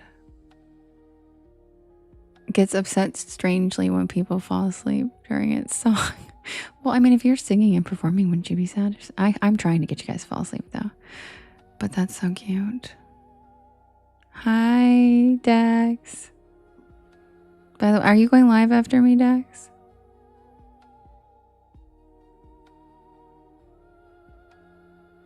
Thank you, Gordy. Or Jordy, I mean. It's Jordy, right? Hit points. Oh. Well, it has a lot of hit points. I don't know anything about video games, you guys.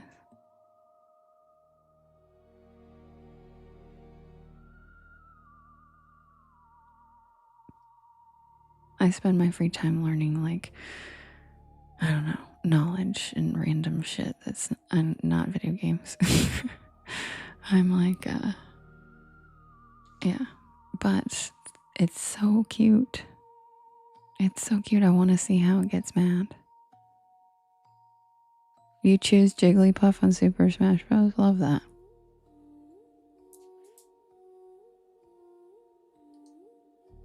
Yeah, that's a good point, Rich. Thanks, guys. Let's put some keywords in here that are not Pokemon.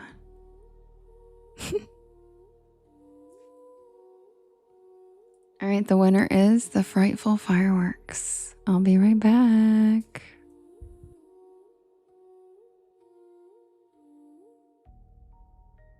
And if you guys could do me a big favor and hit that share arrow in the bottom right hand corner, there's a little yellow circle with 2 arrows chasing each other that says repost. And that puts my live into your friends' FYPs. And it helps us grow this beautiful porch of ours. Grab a beanbag chair, grab a hammock, sit back and relax, and welcome to the porch. Happy Wednesday. Hi, Resilient. And yes, also very ordinary. It is the full moon. Good night, Mimsy. Sweet dreams.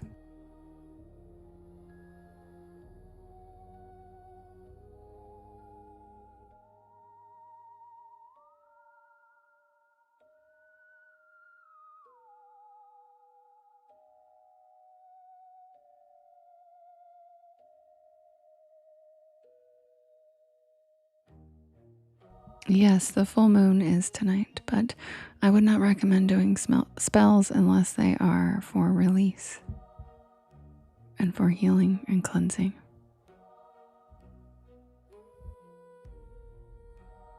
The full moon is not a catch-all for enhanced magic.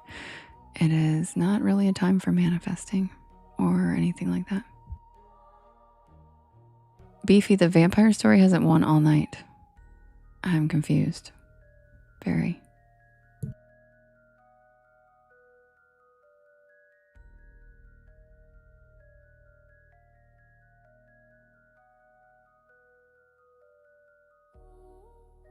That's funny, Rich.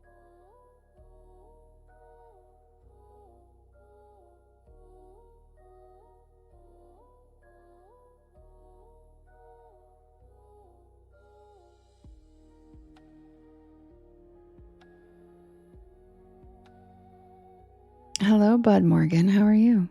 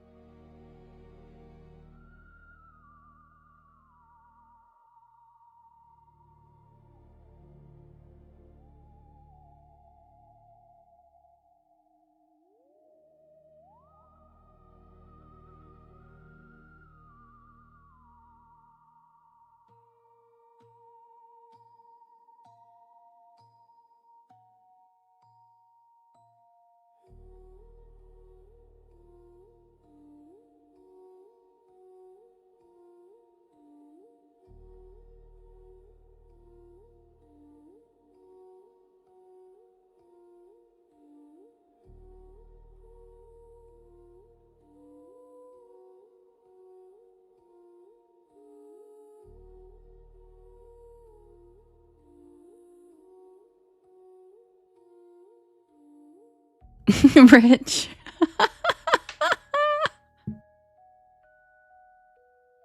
And what hero did I talk about now? You're the Debbie Downer, dude. You can't steal that because I called you that the other day.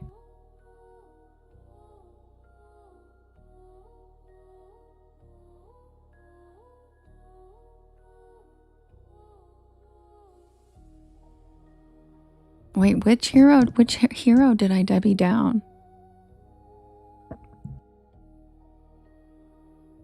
Yeah, the fake engine noise. You took the air out of a lot of balloons that day.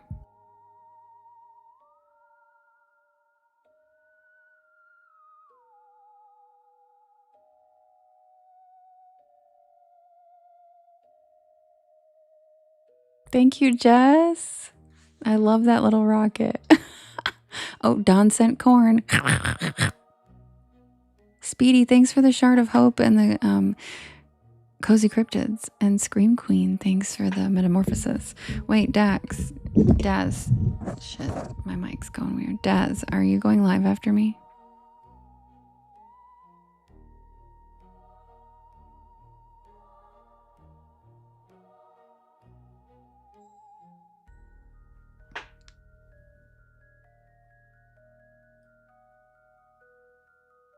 I honestly have no idea what you're talking about.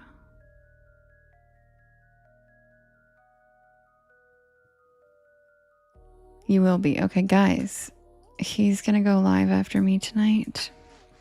We're going to do the same thing if you would like. And go visit him after, like Lisa. And he does the same thing pretty much. He's also from the UK. He's very cool and sweet and kind and funny. And he plays old-timey spooky radio. Yep, so we're going to raid him too.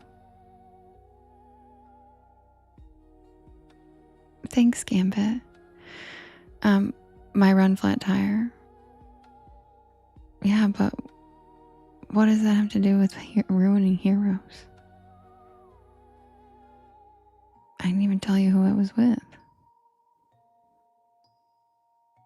You don't know if he was a hero.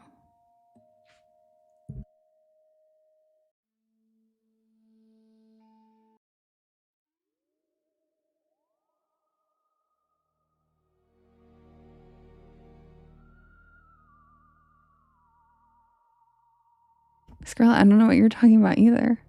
You said ruining my heroes. Which one? Yeah, Robin. Sometimes people sleep type. I wonder if he's actually asleep.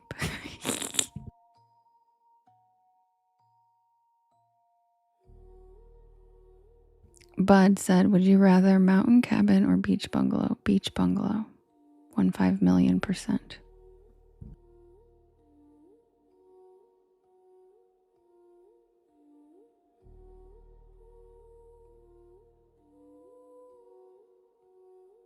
I'm a siren. I always pick the water.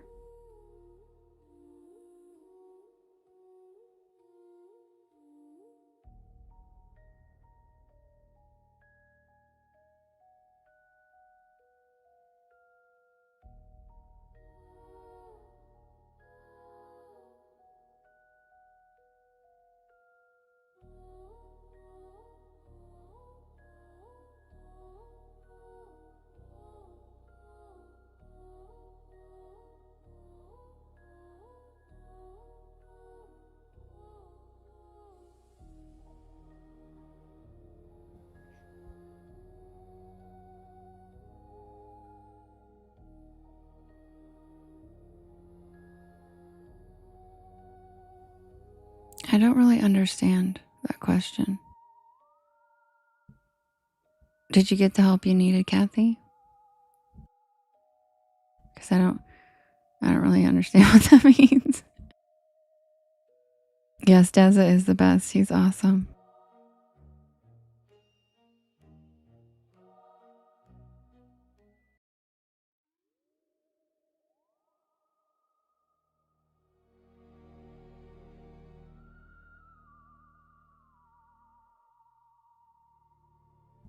Justin said, do a captcha if you're awake.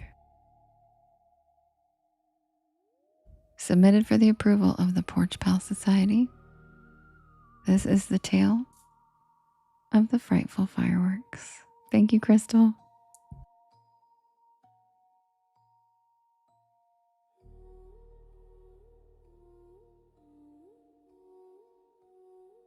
Brooke, mine were sweating so bad today at the park. It's way too hot for us big-chested women. It is like, my God.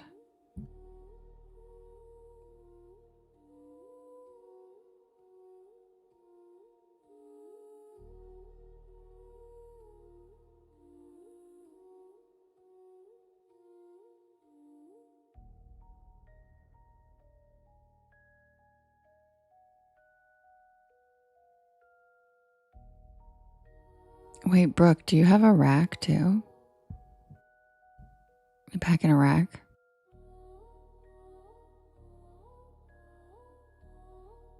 Because I feel like it's different for girls with like big boobs. It's totally different. See? Yep. Robin. There we go. I was just going to say, Robin says mine aren't big enough to have that problem. Yep. So I say you must have a rack if you have that problem because you have to have a certain size titties to have. Because they are large and in charge when it's hot. And they are annoying sometimes. I'm like, dude, come on. What is this? It really is, AJ. It really is. And like, I'm not even a sweaty person. So it's just like, what are you doing? Like, what is your problem?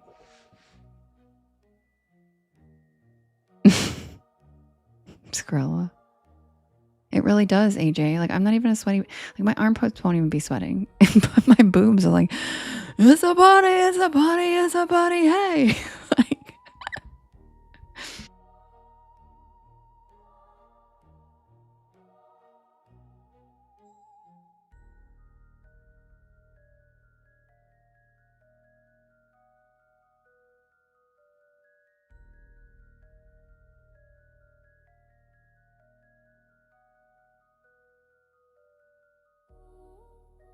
Does it work, Rachel?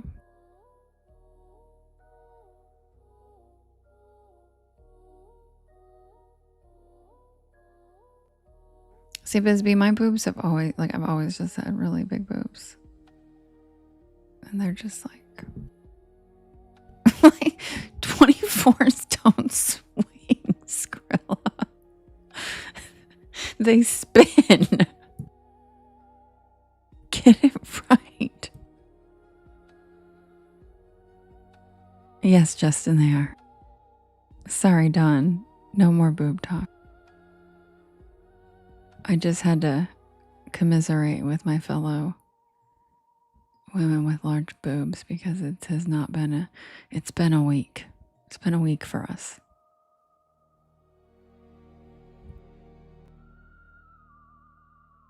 Yeah, but Gaynor, Dolly Partons are different. They're different. When they're fake, they don't have the natural, they don't sit the way real boobs do.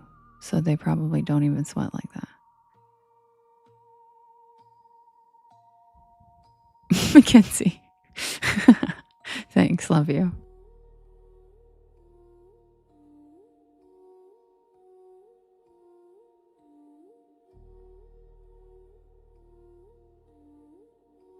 It's been 109 degrees. Oh, they do? Okay. Good to know. Miriam, thanks for the metamorphosis. Yeah, I bet, Justin. I bet that's terrible too. I bet that's terrible. Thank you for the watermelon slide. Yeah, 110 is crazy.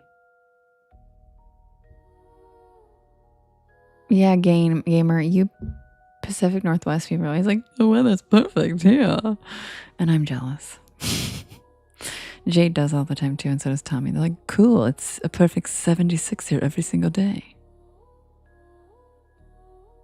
It's true. I love the Pacific Northwest people. They're like, yum, yum, yum, yum, yum. Guess what? It's 76. I'm like, I know. It's 76 every day. What do you mean? Skrilla. Ew. Yes, Kathy, so am I. And that's what I'm saying. It's been something else.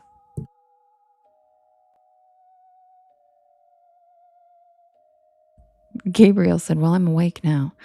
Yeah, it's been a hot week.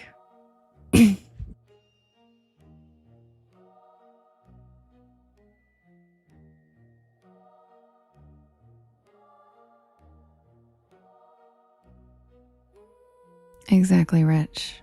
The flow. The flow.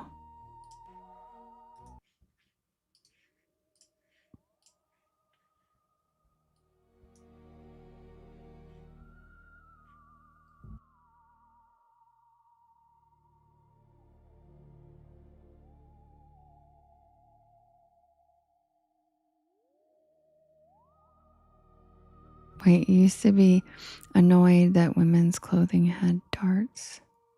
Wait, what? I don't get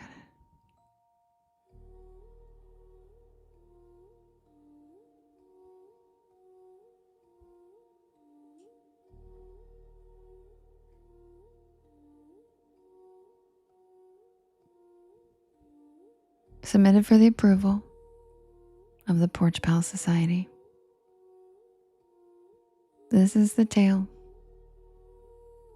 of the frightful fireworks.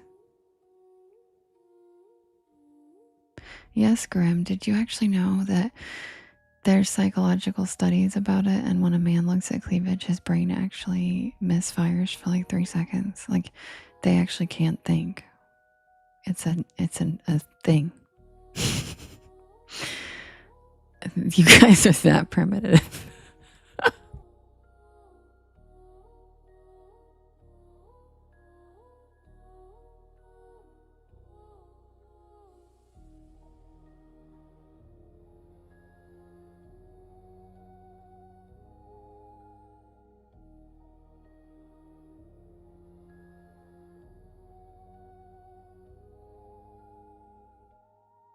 Justin said, I forget what area code I'm in. That's a good point, gamer. That's a good point. Robin said, I guess, pass away. You know what? Don't rub it in Rich's face, okay? He's trying to get his AC fixed.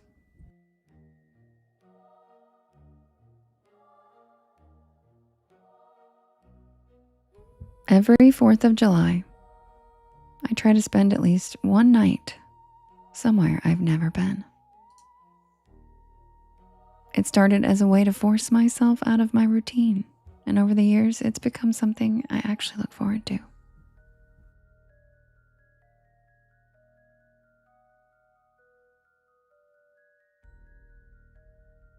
Grim said, me love 'em all.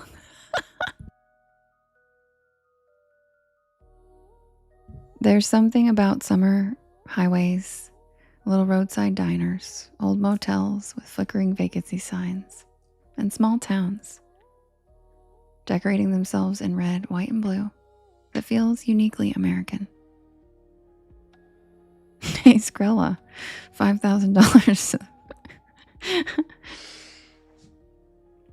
Last year, I found a tiny town tucked into the hills where the annual fireworks celebration was supposed to be one of the best in the country.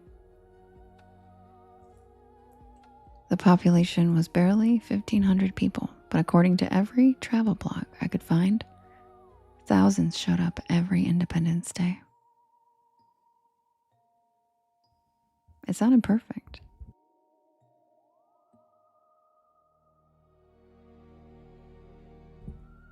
I booked an old Airbnb outside town, a restored farmhouse sitting alone at the end of a gravel road. The pictures showed a big porch, antique furniture, and a field stretching out toward a line of dark woods. It looked peaceful. The owner had dozens of glowing reviews, and almost every review mentioned how quiet it was.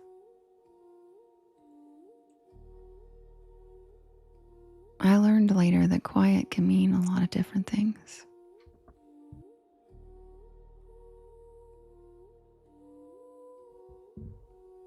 I arrived just before sunset on the 3rd of July.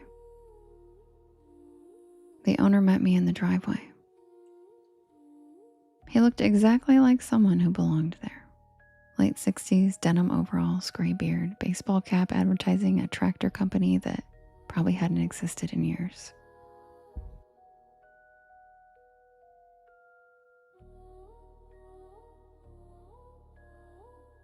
Nothing about him immediately set off alarms. He smiled. He carried my overnight bag inside before I could stop him. And he pointed out where everything was. The kitchen, the upstairs bedroom, the back porch. And then he gave me a piece of advice. He said everyone in town would leave after the fireworks tomorrow night and that I should do the same.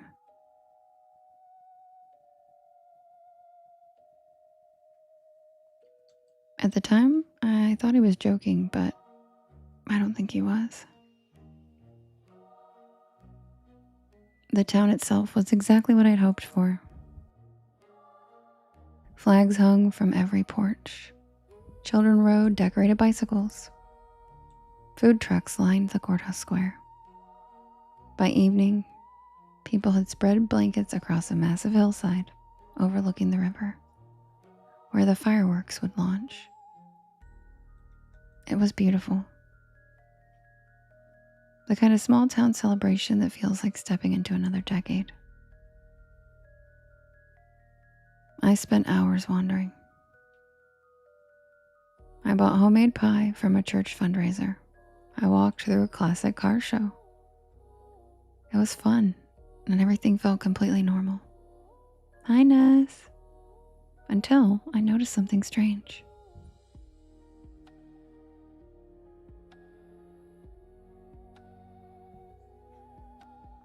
The locals kept recognizing each other, which obviously small towns do that, but it seemed like they were all watching me out of the corner of their eye. Several people smiled politely, a few nodded, but every single one of them eventually looked past me down the road leading out of town, as though they were wondering why I was there and trying to tell me that I should leave.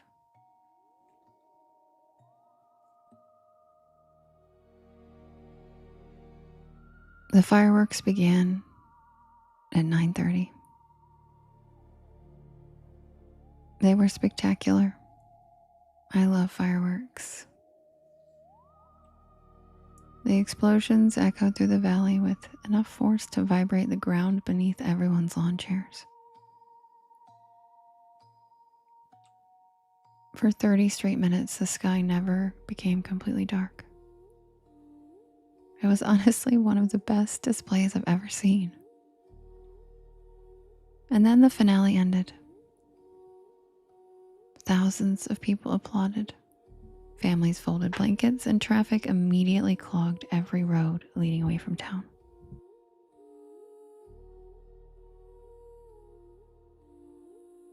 So I decided to wait. I wasn't in a hurry. I figured I'd avoid the rush by hanging around another half an hour. Within 20 minutes, the town became eerily empty. The food vendors packed up with astonishing speed, and the police cruisers that had directed traffic just simply disappeared.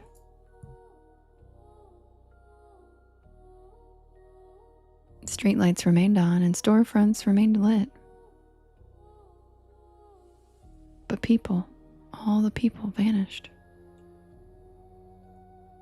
It creeped me out, so I started walking back to my car. And then I realized mine was the only vehicle left in the parking lot. There had been hundreds. Now it was just mine.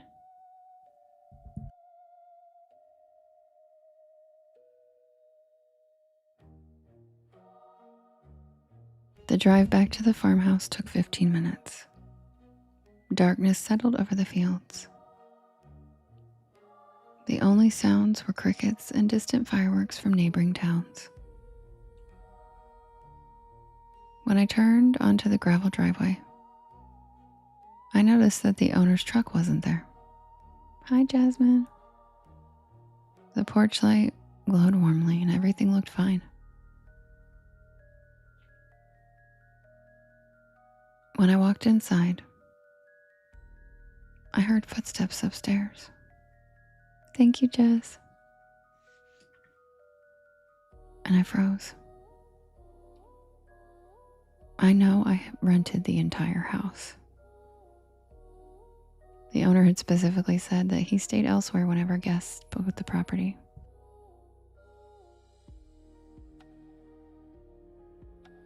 The footsteps continued slow and measured.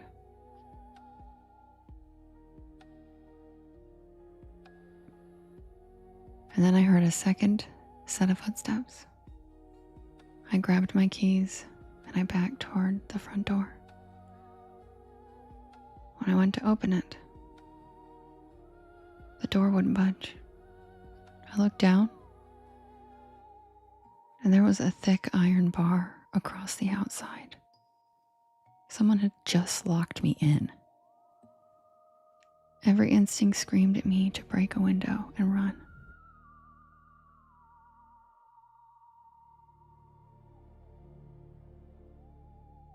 Before I could move, headlights swept across the curtains, and I saw the owner's truck pulling in.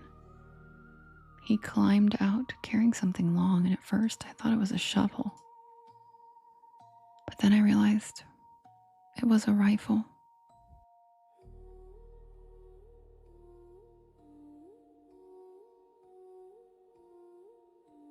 Thank you, gamer. Not aimed, just casually carried, as though he'd done this several times before. I didn't wait. I ran through the kitchen, and I found the back door, locked. Same heavy bar on the outside. Thank you, Daz. Every exit had been secured from the exterior. And there was no connection, Not weak service, no connection. Just moments earlier, I had been streaming music during my drive home. Now there was nothing. The footsteps upstairs started descending. They were coming downstairs, one step at a time. The staircase creaked. And then I heard the owner opening the front door. I heard metal scraping as the iron bar was being lifted away. I didn't wait to see. The kitchen window shattered surprisingly easily. Glass exploded into the sink. I climbed through and sliced my forearm. I dropped into the backyard and I started running.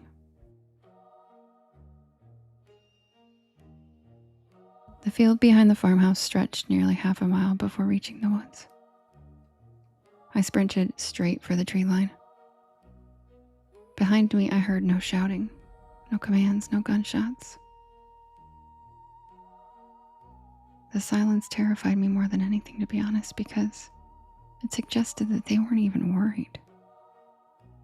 Like they didn't think I'd get away. Halfway across the field, I looked back, and I saw 3 inadequate flashlights following me, keeping pace. The woods were darker than I expected. Branches clawed at my face. Dry leaves crunched beneath my shoes. My phone had an inadequate flashlight that barely reached 20 feet ahead. And then I found a narrow trail with fresh footprints, several different boot prints. Then I realized this looked like a trail course for hunters. And then it all came together. The Airbnb wasn't my destination. I was the bait. I got off that trail immediately and I started cutting through the dense brush instead. Thorns tore my clothes. I stumbled downhill until I reached a shallow creek.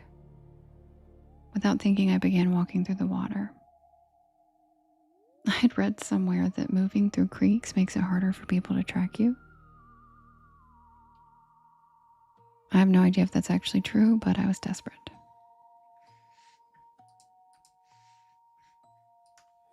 After nearly 40 minutes, I saw headlights, an actual road, a state highway. I burst from the woods, waving both arms. A pickup truck stopped. The driver looked horrified when he saw me covered in blood and mud. I climbed inside before he could change his mind. I spent the next hour explaining everything, or trying to the police. State police returned to the farmhouse before sunrise, and according to the report that I later received, the house was empty. No owner, no truck. No evidence anyone else had been inside, just the broken kitchen window. They said they searched the woods and found nothing. When I got home, I started researching missing persons reports from that county. And there were so many. Tourists, women, traveling alone.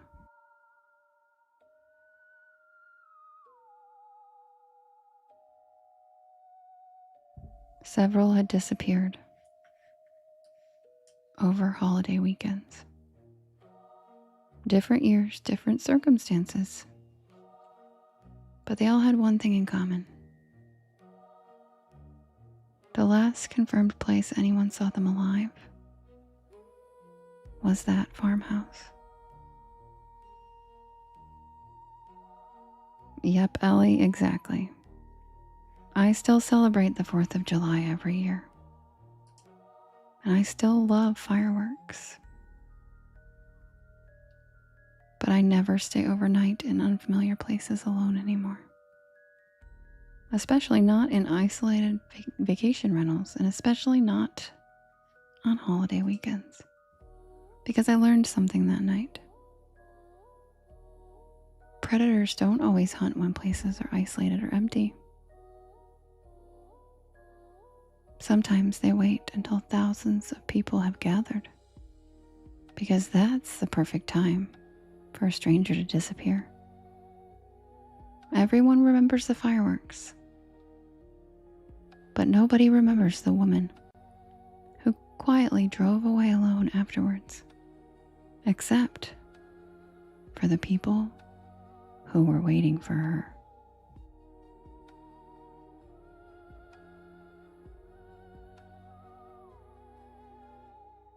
And that's the tale of the frightful fireworks.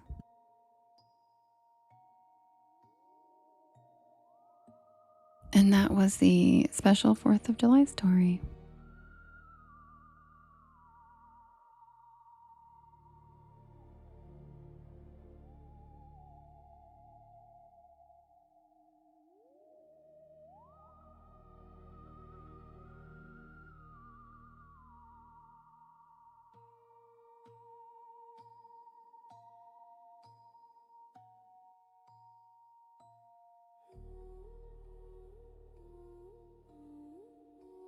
Thank you, Des.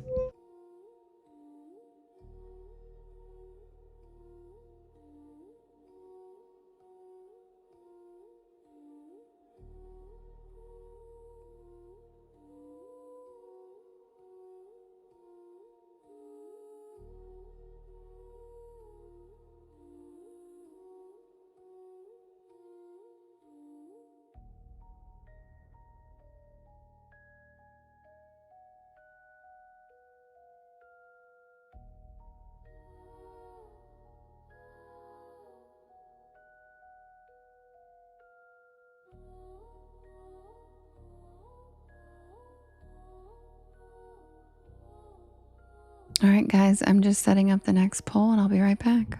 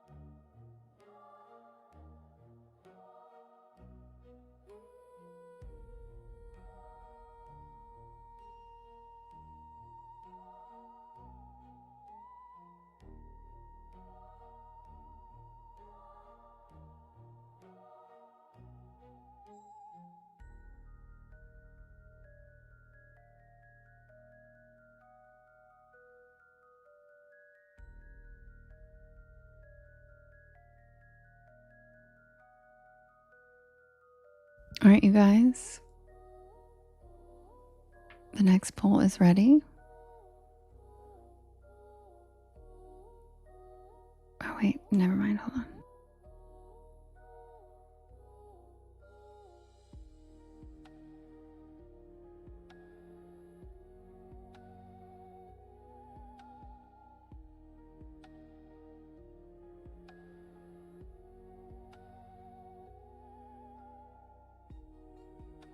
Okay, guys, the poll is ready.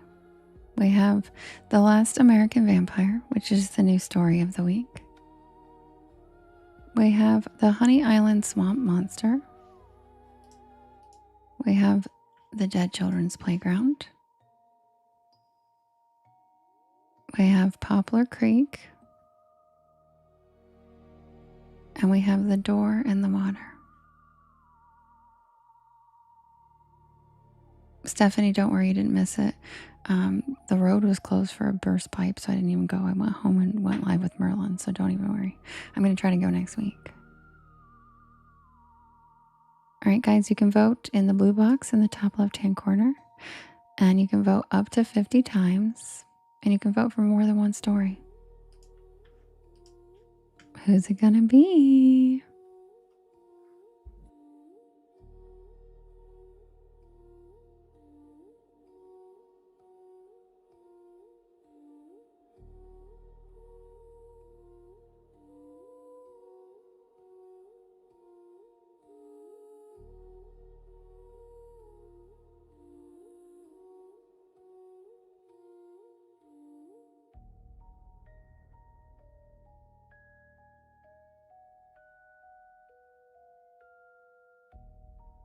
Yeah, Brooke, and he was so cute today. He put his paw on my face and everything.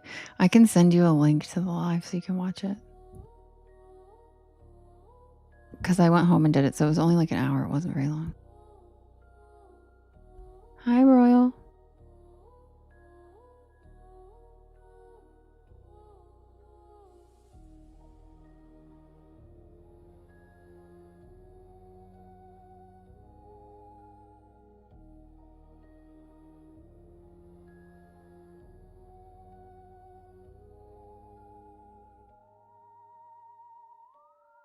Hi, Saga. I'm good. How are you? Long time no see. Hi, Court. How you doing, love bug? Guys, it's one of my best friends from high school. Porch Pals, say hi to Courtney. She's one of my best friends from high school. Hey, love bug.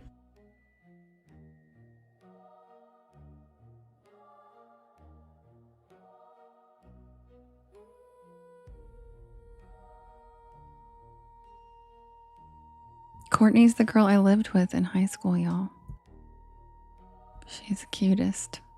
She's cutest. I miss you too. I miss you too. I can't wait to see you at Christina's wedding. Yes, she was in the picture, Skrilla. In fact, she was.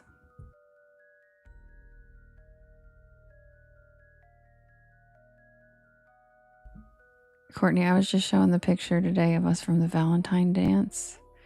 Do you remember? Where we're all in like red dresses. Except I think you and Christina were not in red.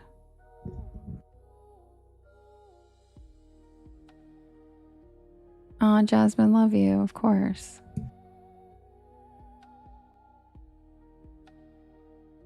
Yeah, I think Courtney was in the other black dress next to Christina. All right, you guys, the winner of the poll is The Last American Vampire, which is the new story of the week.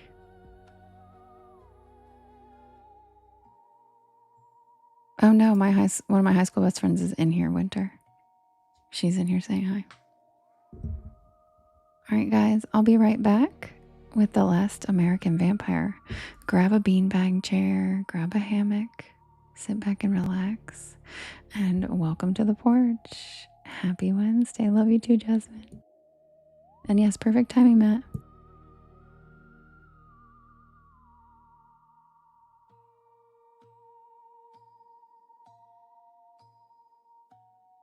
Oh, thank you, Ness. You like it? I'm glad.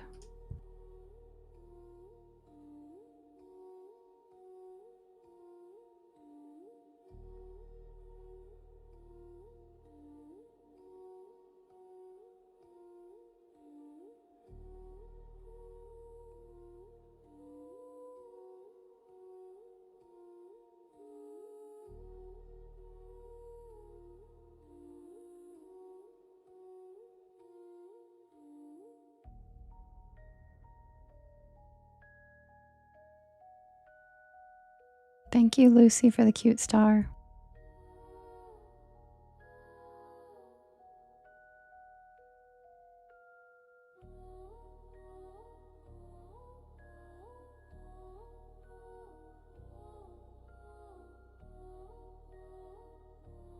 All right, song switch. Song switch.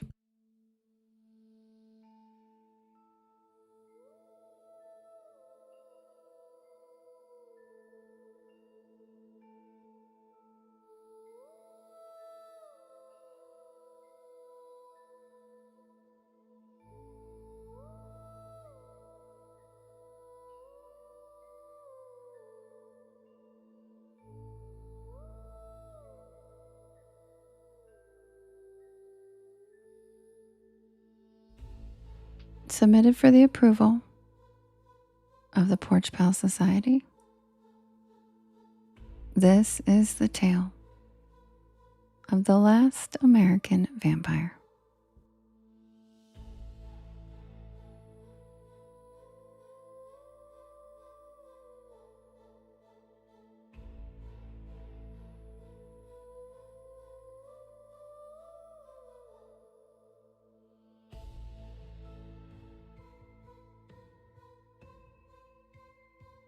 Gather around the fire, pull your blankets tight, and listen closely. Tonight's tale carries a chill from a time not so long ago.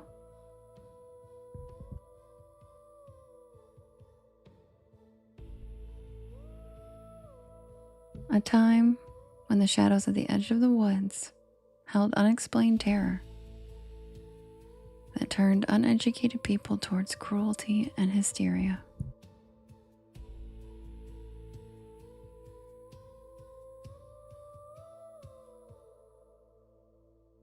Before we had antibiotics, before we understood the invisible microscopic world of bacteria, humanity was at the constant mercy of sudden, inexplicable death. And when uneducated people are terrified, when they watch the ones they love wither away before their very eyes, sadly, they don't tend to look to science for answers.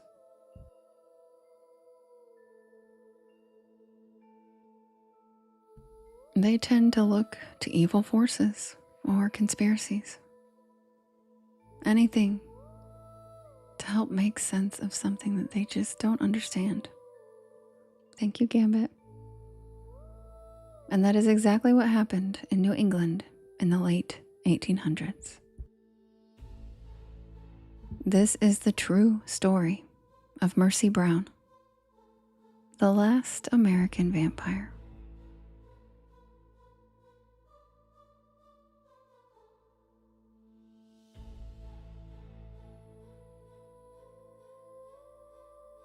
Well, Matt, she kind of rose from the dead, so her hair's a little frizzy, okay?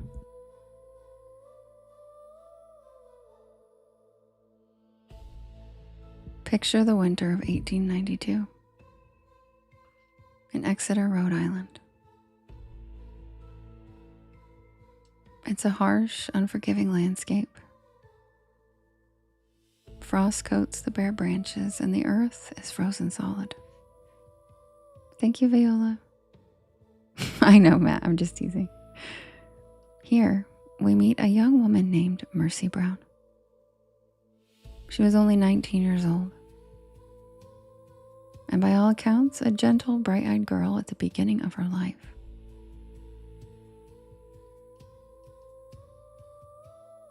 She was the kind of person whose laughter brought warmth to a cold New England farmhouse.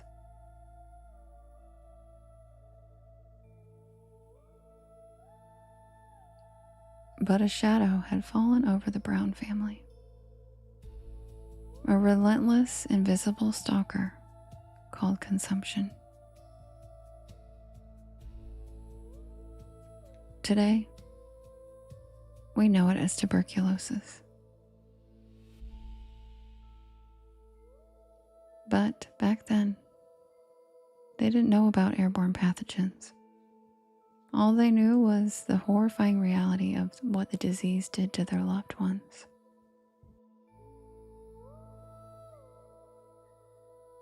It earned the name consumption because it literally seemed to consume the afflicted from the inside out.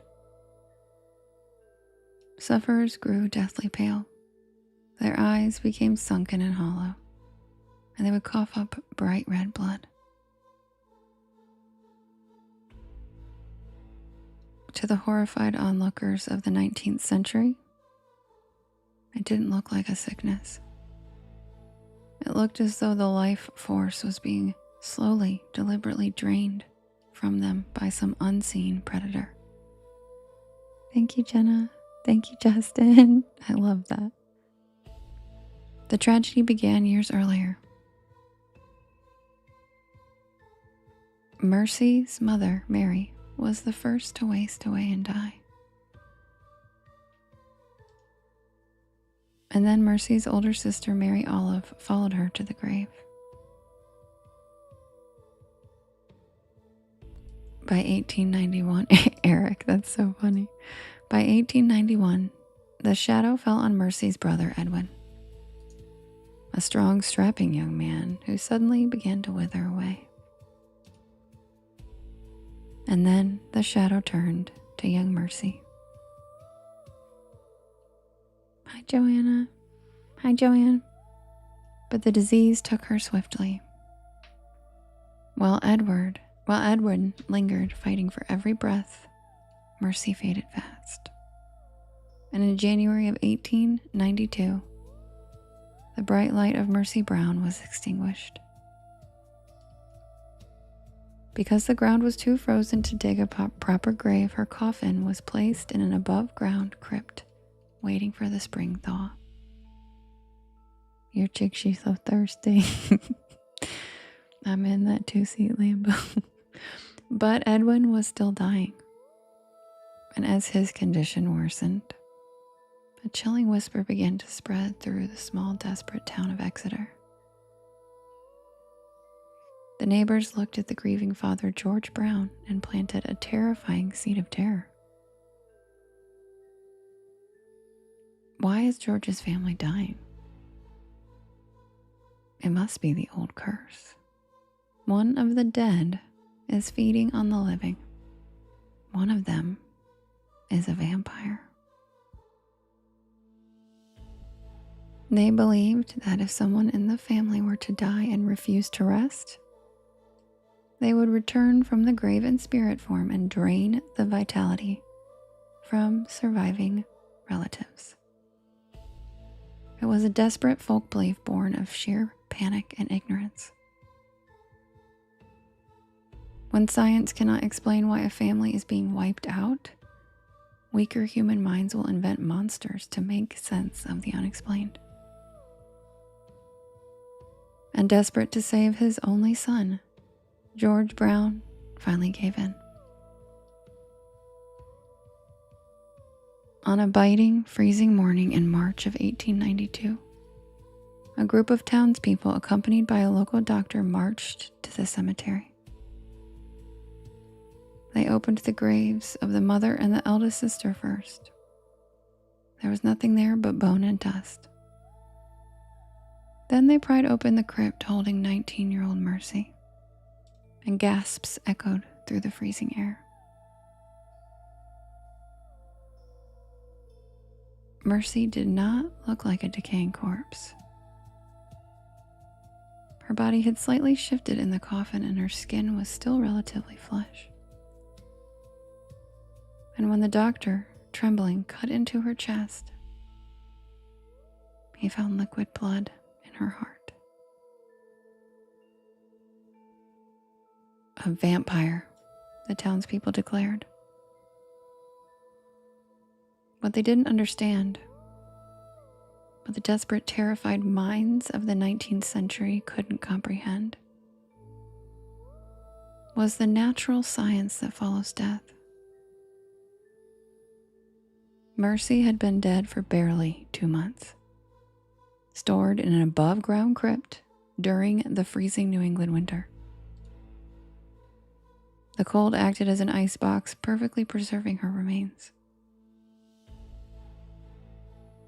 The shifting of her body was merely the natural process of decomposition and bloating. But a lack of knowledge mixed with fear is a really powerful, blinding force. And right there in the cemetery, they removed Mercy's heart and liver. They placed her organs on a nearby rock and they set them ablaze. The smoke drifted up into the winter sky, carrying the remains of an innocent girl.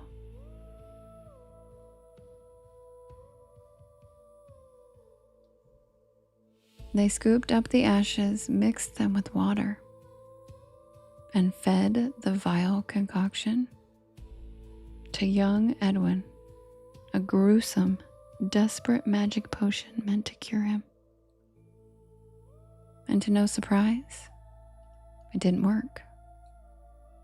Edwin died 2 months later. The story of Mercy Brown is a haunting campfire tale. But the true monster wasn't a fanged creature of the night. The monster was a lack of knowledge and fear. The tragedy of the New England vampire panic is a profound reflection of how our ancestors struggled. Faced with the devastating mysteries of nature, of disease, and of death, they sought to regain control through grim rituals, turning their own tragic dead into scapegoats. So let this be a reminder. When we are faced with the unknown, when fear threatens to consume us, we must strive to hold on to reason. We must remember to shine the light of compassion into the dark. And rather than creating monsters out of shadows, for the greatest tragedies occur not when the dead rise, but when the living let their terror guide them.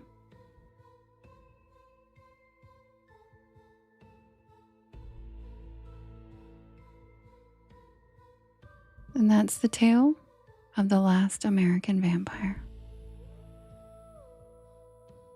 Hi, Mystic.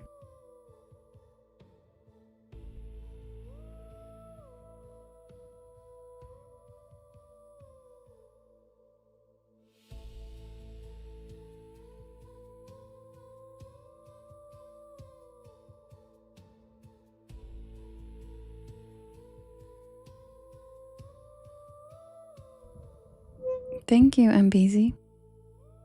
Hi, Rachel.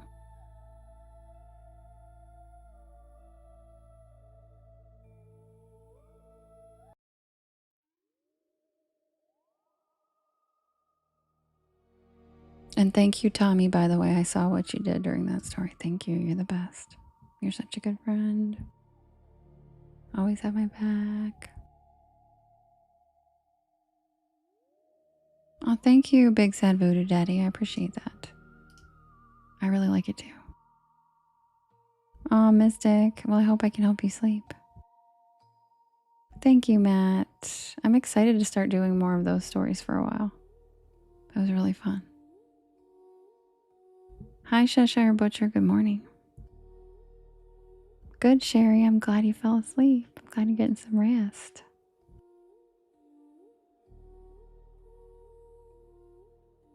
All right, guys. It's grilled cheese time.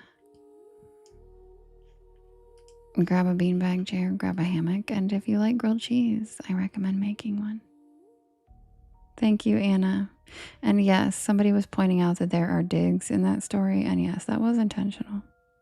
Because that message is very important, especially now more than ever. We saw how some people handled the vid. It was crazy and terrifying and completely uneducated, just like back then. So, those pointed terms I used were on purpose, absolutely.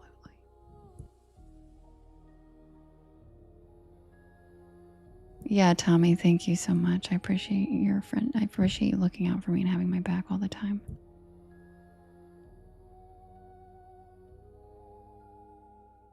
Exactly, Miriam, and that's why I wrote it that way. Thanks, Bisbee. Yeah, I write it that way because if it feels like a dig, maybe sit with that feeling. Maybe you need to sit with that feeling. You know, maybe you need to grow a little bit. If you don't like the way those terms feel, then maybe do something about it. Thank you, Chubby Ginger. I did use the intentional diction. I'm glad you noticed. I love that you guys love that I'm a bitch. And I love how you guys notice. You guys are the best. All right, get your grilled cheeses ready. I'll be back with the Sycamore Diner. Yep, I do. I say it just like the boo-boo. Yep. You're very perceptive, Bisbee. You're so perceptive.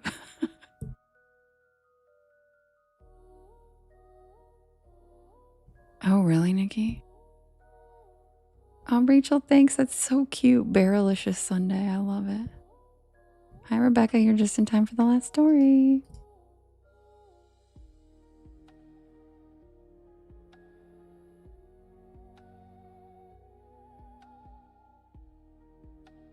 And also, guys, Daz, can you make a comment again? Don't forget, after this, we're going to go to Daz's live. We're going to do a little raid.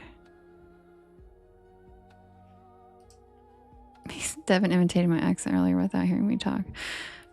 Matt, that's because we're pimento cheese loving people of the same cloth, okay? That's because I know what you sound like. I already know. Our states touch. Hi, Carmen. Pimento peeps. Yeah, Matt and I both had pimento cheese today sandwiches. We were laughing about it. I was like, dude, that's what I'm having for lunch. He's like, I just had that for lunch. I'm like, that's amazing. Oh, thank you, Chubby. I'm glad you're back. I've missed you. I know, Kim. Kim, are you really even Southern? You don't like sweet tea and you don't like pimento cheese? What the hell's wrong with you? It did slap. It slapped. You had it for dinner, Lady Rose? Look at the three of us. Look at us. Who'd have thought? Look at us eating pimento cheese. It's a very Southern thing, Justin. It is cheese with pimento peppers smushed into a spread that you put on lots of things. Lots of yummy things. Yeah, look at us, Matt. Who'd have thought? Us, all three of us eating pimento cheese in the same day. Oh, yeah, because you live up north, right? Fairy Witch, yeah. It's a really Southern thing. And it's just really delicious. But if you have a Chick-fil-A near you right now, Chick-fil-A has a pimento cheese chicken sandwich that's limited time. And I get them as often as I can until they go away. And they're so good because they make me feel like home. Because I don't live in the South right now either. So it's like the only time I can get it. So go to your Chick-fil-A.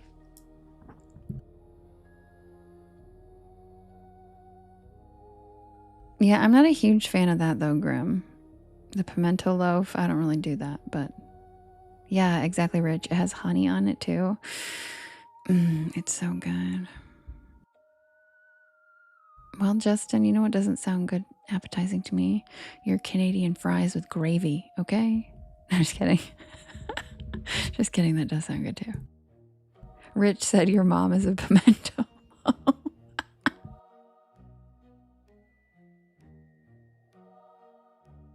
See, the peach shake, I feel like the peach shake, Lady Rose, doesn't taste peachy enough for me. Because again, I love peach, and I feel like it's not that peachy. It's kind of just vanilla. Yeah, poutine. Poutine.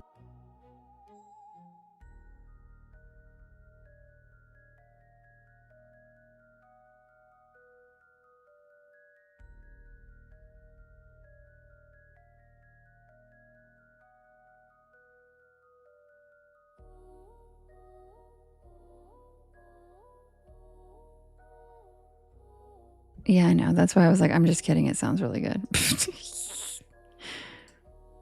All right, you guys. And if you're new here, welcome in. My name is Devin, and this is Porch Lore. And I tell spooky bedtime stories to help you relax your nervous system and fall asleep. And I'm here every single night from 10 p.m. Eastern Standard Time until about 1 in the morning. I do write and record all these stories myself.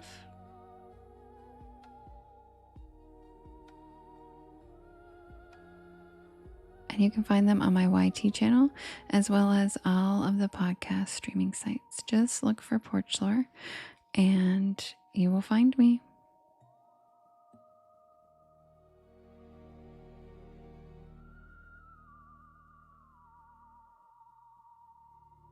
We also end the live with this same story every night because it's everybody's favorite.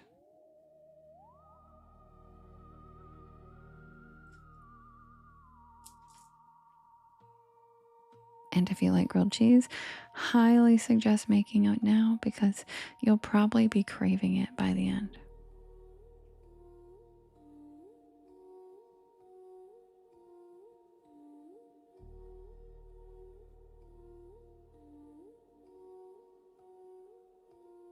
Bed of Dust said fries dipped in gravy are good.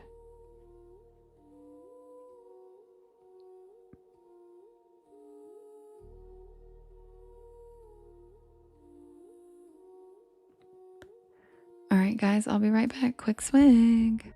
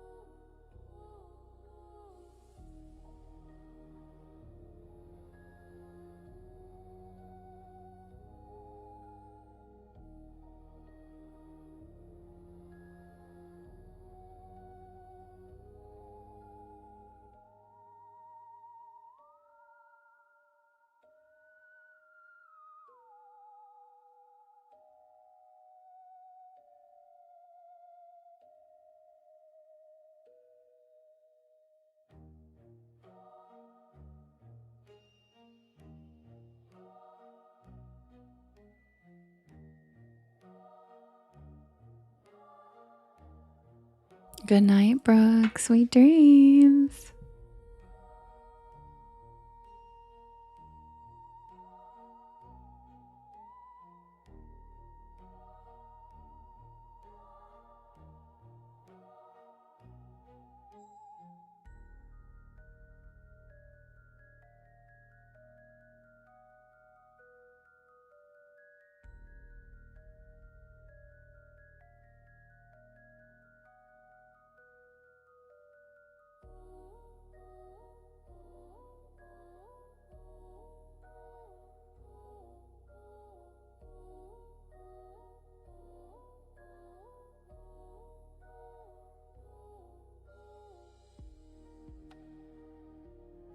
Okay, good night, Brooke. Love you. See you tomorrow.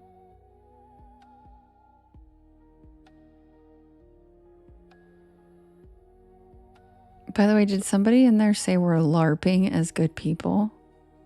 Fuck, honey, go touch some fucking grass. My God. What the fuck? Go touch some grass. Jesus Christ. LARPing as good people. Girl, go meet some real human beings. What the actual fuck?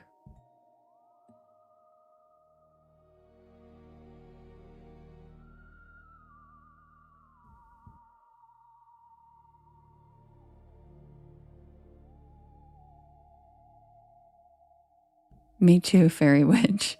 Me too. Like, I was laughing at it. I'm like, what a weird loser. Like, yeah. Some Kim blocked her, but I'm so glad you found my YT. Thanks, Ash. I'm glad you hung out with us tonight. Yeah. She said, are you LARPing as real people, as good people? And I had to look it up, and it means basically it's gamer term for pretending. Bitch, you don't even know how to use words people know except for your weird niche. Go touch grass. Go do anything but telling people they're LARPing. That is literally the most ridiculous, pathetic shit I've ever heard. So you're all just LARPing you're all LARPing of being good people? Like, girl, get a life. Seriously, I had to look it up. She's lost in some fucking hole. Yeah. Bye, boo-boo. Oh, she for sure did Bisbee. 100,000,000%. No more Pokemon talk. We don't need more of those people coming in here and accusing us of LARPing.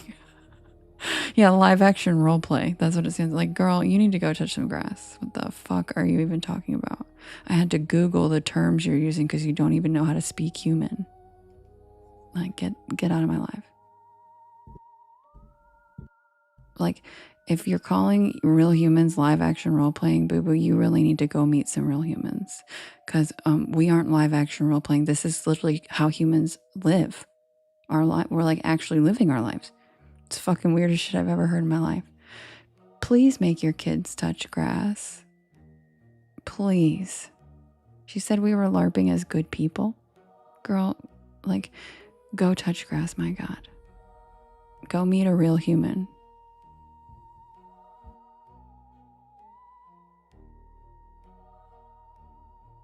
Your Sims friends or whatever the fuck they play now don't count.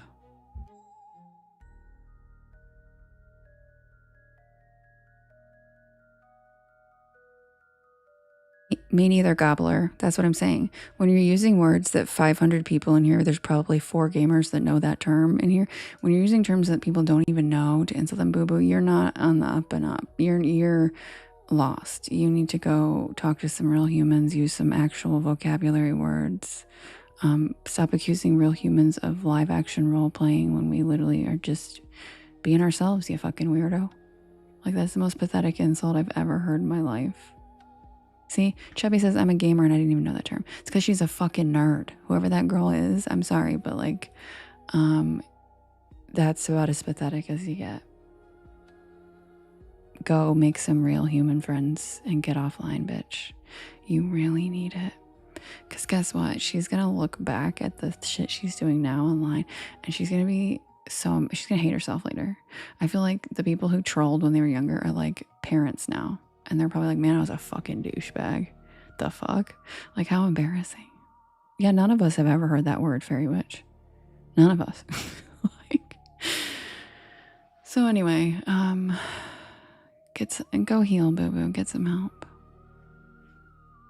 Go LARP being a sane person.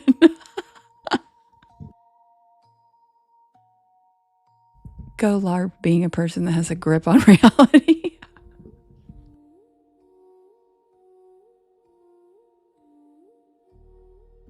Exactly, Rebecca.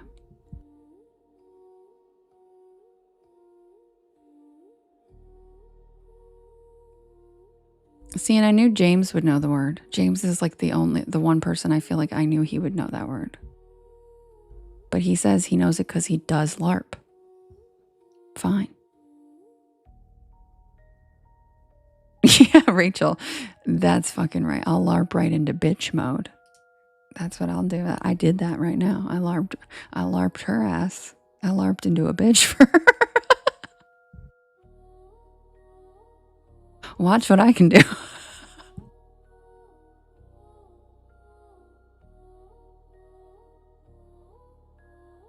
I believe it. I like role playing, Kim. I believe it. I'm just saying, using that in the way she did, she needs some help. Yes, we are, Skrilla. You have a problem with that? Archangela says, I've never heard of it and I teach middle schoolers. Me too, Robin. Thank you, Kim. Love you.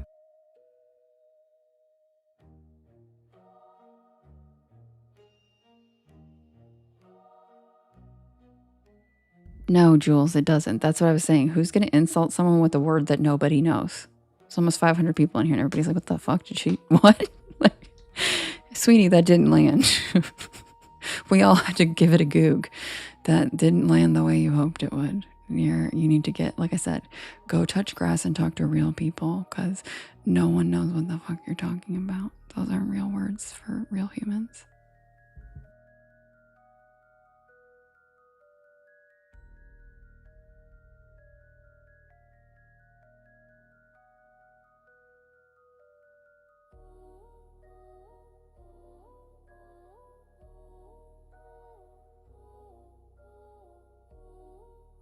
Kim said she got the insult.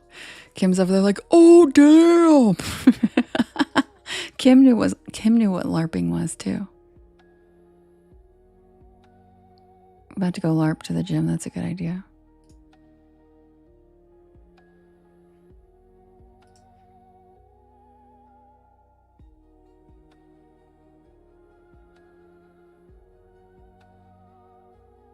Justin says he's just a high dancing duck.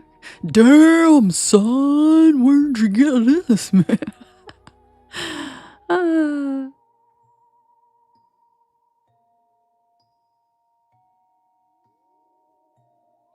Matt said, I LARP at the gym every day as a serious person.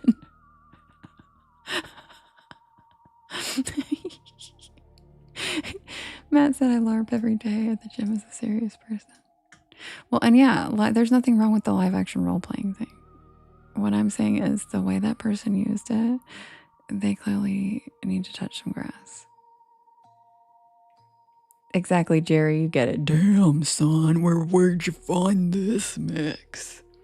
I bought it at a Shell gas station that sold single cigarettes. That's where.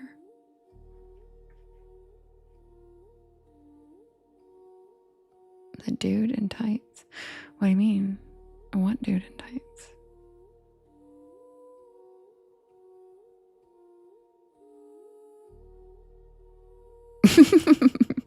Chubby ginger. Chubby ginger. Rachel said I LARPed once and my sweet hole was never the same.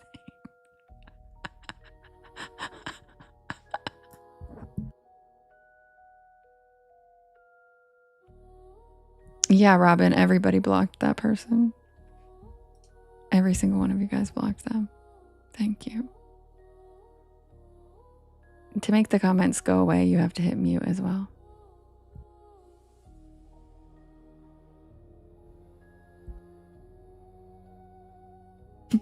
Rachel said I LARPed once and my sweet hole was never the same.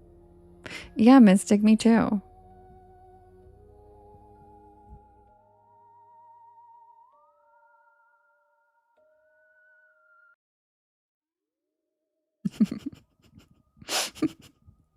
And just in case you guys don't get the sweet hole joke, I'll embarrass myself again.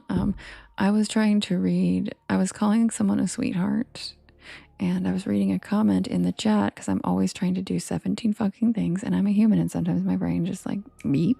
And I was saying, oh, thank you, you're such a sweetheart. And I was reading somebody call somebody an asshole in the chat, and I was thinking, thank you, you're such a sweet hole. And then I didn't even notice I said it, and I just kept going.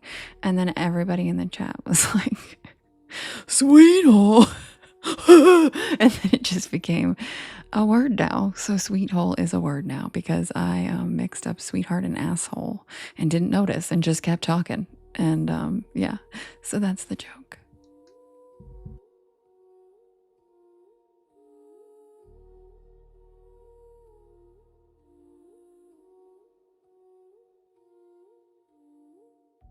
It is so funny, right, Ash? It's so funny. So if you ever see somebody making a sweet hole reference, they're not actually being as sick and weird as it sounds. It's just become a joke because I was saying sweetheart and asshole and I got them mixed up together. So sweet hole is a thing. It's like I kind of am a sweet hole. Like I can be really sweet, but I can also be a fucking asshole. If you know, like we say, don't start no shit, there won't be no shit. You know. So sweet hole kind of works. Robin said sweet hole.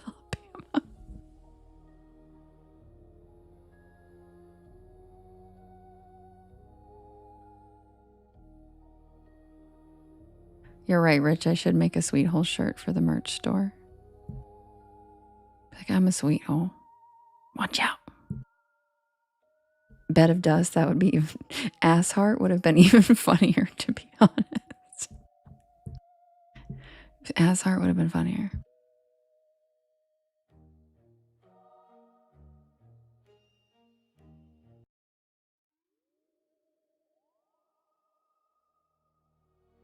All right, well, somebody tag Daz in the chat. He left and we're gonna go raid him. Can somebody, or do I need to do that? He's Scream Queen.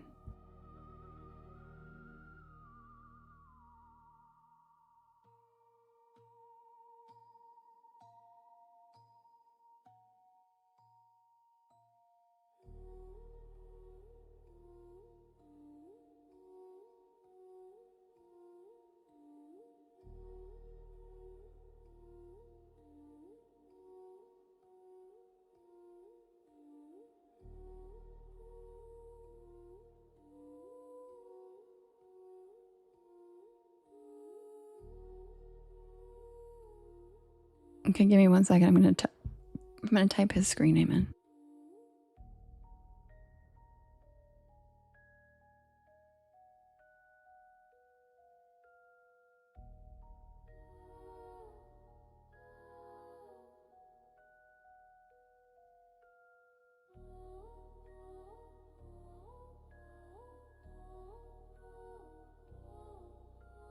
Okay, that should work. I think that's his screen name. But like, I think that's an LH. Try it and somebody let me know if it shows him. He's live right now. It's Scream Queen.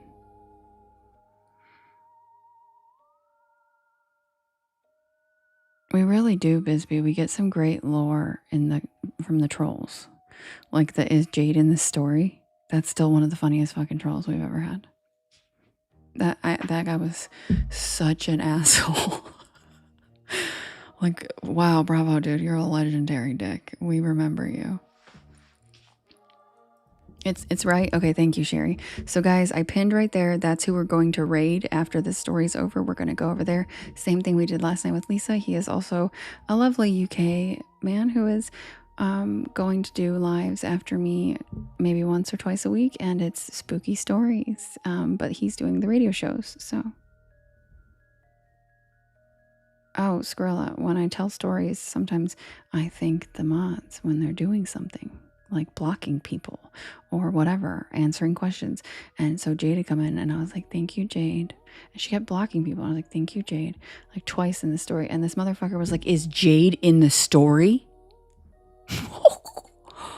I don't know who you think you are talking to me like that, buddy, but it did not go well for him, and the whole porch was on him. The whole porch attacked the shit out of him. People were like, we ran him off that. Sherry was like, I pushed him off the porch. People were like, get a noose. Not really, but it was a little out of control. Yeah, I said bucko. I said bucko. So yeah. So then after that, it's become a joke now, and everybody who remembers that will randomly be like, when I'm talking about something, like Justin did it tonight when I was talking about, what was I talking about? Boobs. And Justin goes, are boobs in this story? Yeah, Sherry was pissed. Sherry pushed him off the porch. Yeah. Like, who the hell feels that? Like, excuse me? You still think the most impressive comeback was when I called that girl a soft taco? Yeah. I don't know. I don't even know where that came from. I don't know why I did that, but it was a good one. Sometimes I'm claircognizant. So I do get information from the collective. And I feel like that one was maybe some funny ass witch threw that one in there. And I was like, listen, you fucking soft taco. Because it was funny. I do say funny shit, Chubby. I called a girl a soft taco the other day. And everybody loved it. So the trolls really do.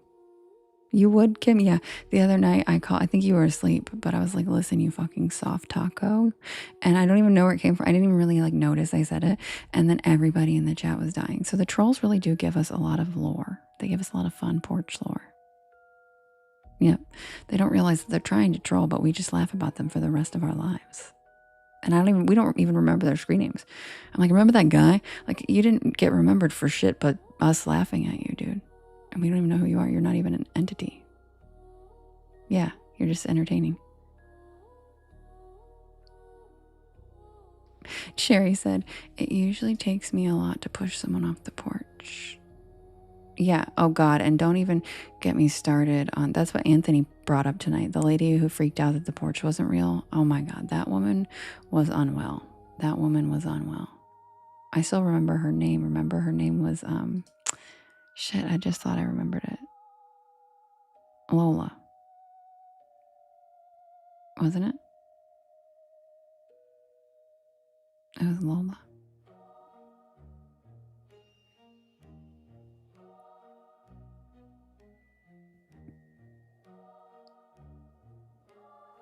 Yes, I do, Chubby.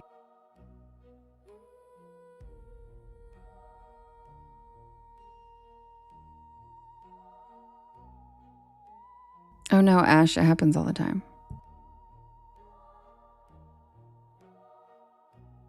Call who an old lady?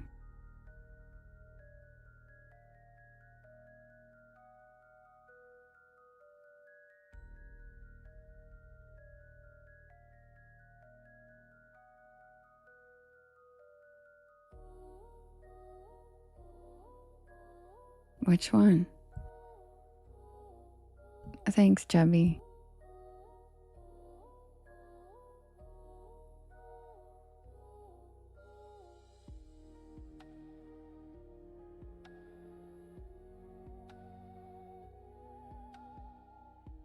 Wait, I just remembered the lady that didn't believe you were you, and she came into Witchy Wednesday today. Wait, which lady? What? See, I don't even pay. I miss a lot of shit. Wait, what? There was a lady who didn't think I was me, and she came into Witchy Wednesday today and then saw that I was me. Where was that? That's so funny. What the?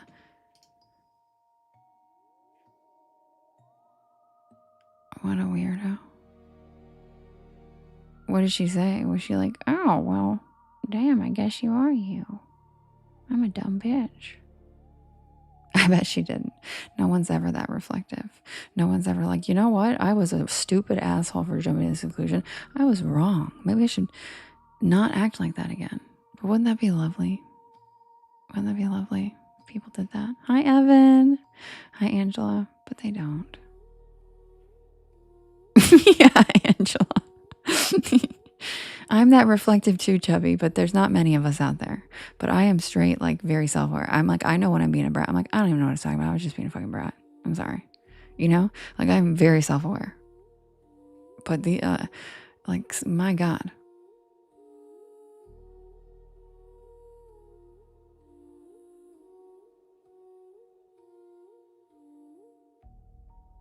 She was arguing in the chat saying, I hacked my page. Today? What a lunatic. Today? The fuck? I hacked the page and then went live in a mask that looks like me. The fuck? How does that work? Like a month ago? Oh, I'm glad I missed that weirdo. And she came into a Witchy Wednesday when I'm on camera. That doesn't even make sense.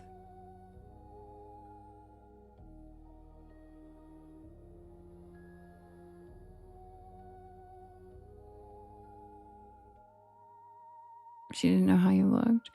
Then why was she like going on a, like, why was she trying to like defend my honor if she thought I was someone that hacked me, if she doesn't even know what I fucking look like? Like, you, lady, are you okay?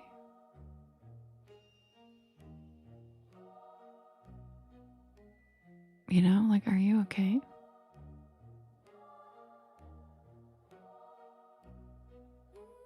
Oh my God. Nikki said, that's funny. She was LARPing as Devin.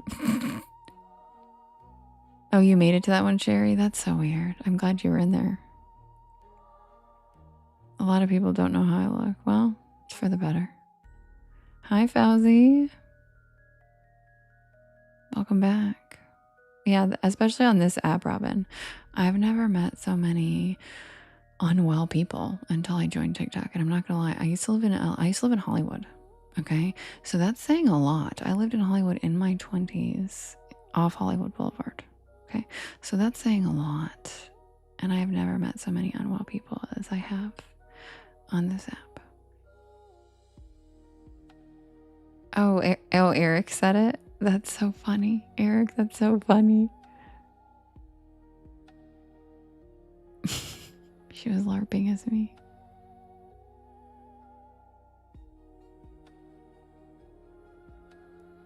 Actually, lovely, I think the most unwell is in the like spiritual and healing community. There's a lot of spiritual psychosis going around TikTok. I think that's where the most unwell people are. Yeah, Fauzi's here.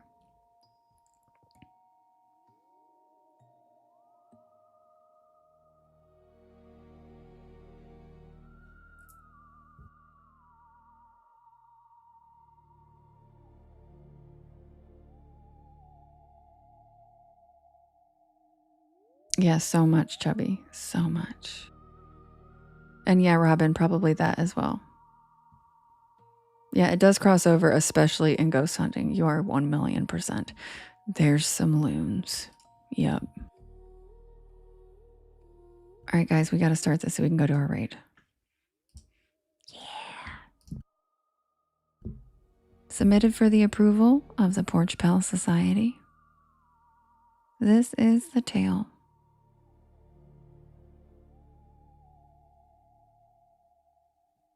of the night shift at Sycamore Diner.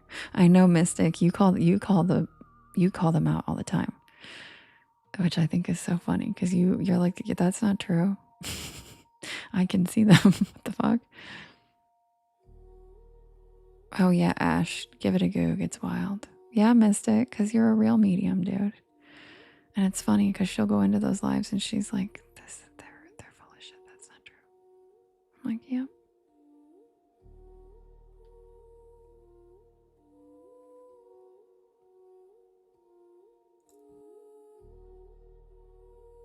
Mystic, remember when I burned my toast and you smelled it in my live? That's how good of a medium you are.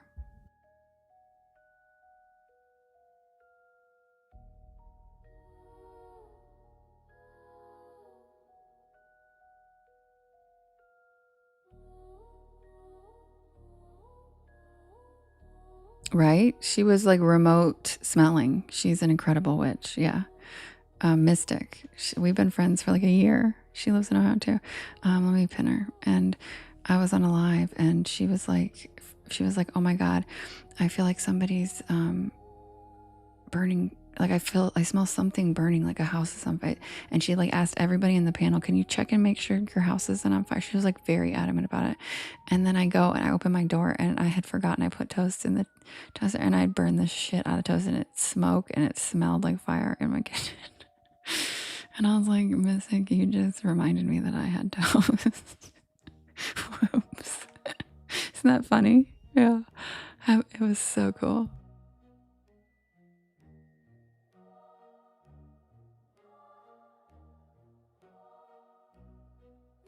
Yeah, she's an incredible medium. Having witch friends is really cool because we all have different ones. All right.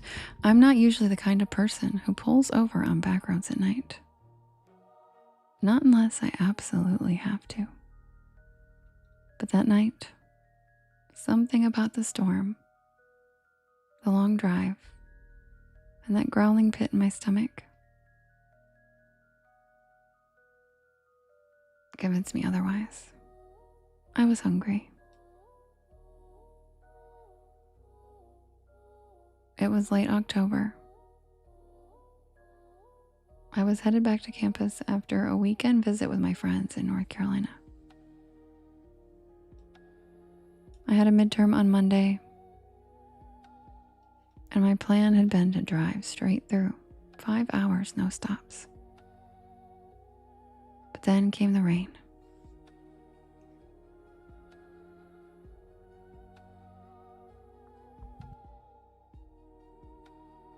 One of those cold, slanted, whispery rains that creeps into your bones and makes the windshield wipers sound like a heartbeat. I had taken the wrong exit trying to bypass traffic, and I ended up on a 2-lane back road, surrounded by nothing but pine trees and power lines. And that's when I saw the neon sign. SYCAMRE Diner. The O in Sycamore was flickering like it hadn't worked right in years. But the rest was lit up in a cherry red neon, a tiny beacon in the middle of nowhere. Thank you, Fauzi. I figured I'd grab a quick bite, maybe some coffee, check my map and get back on the highway. But I should have just kept driving. I should have known something was off the second I stepped inside. The bell over the door jingled, but not like a normal bell. It made this sharp metallic ping that echoed longer than it should have. The air inside was warm, almost too warm, and it smelled like grilled onions and pancake syrup. The place looked like it had been yanked straight from 1957. Checkerboard floor, red vinyl booths, a long counter with spinning stools.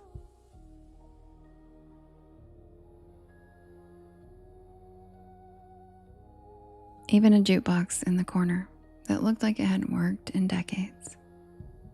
Warm, sweet hole. And the people, they all stopped and looked at me the second I walked in.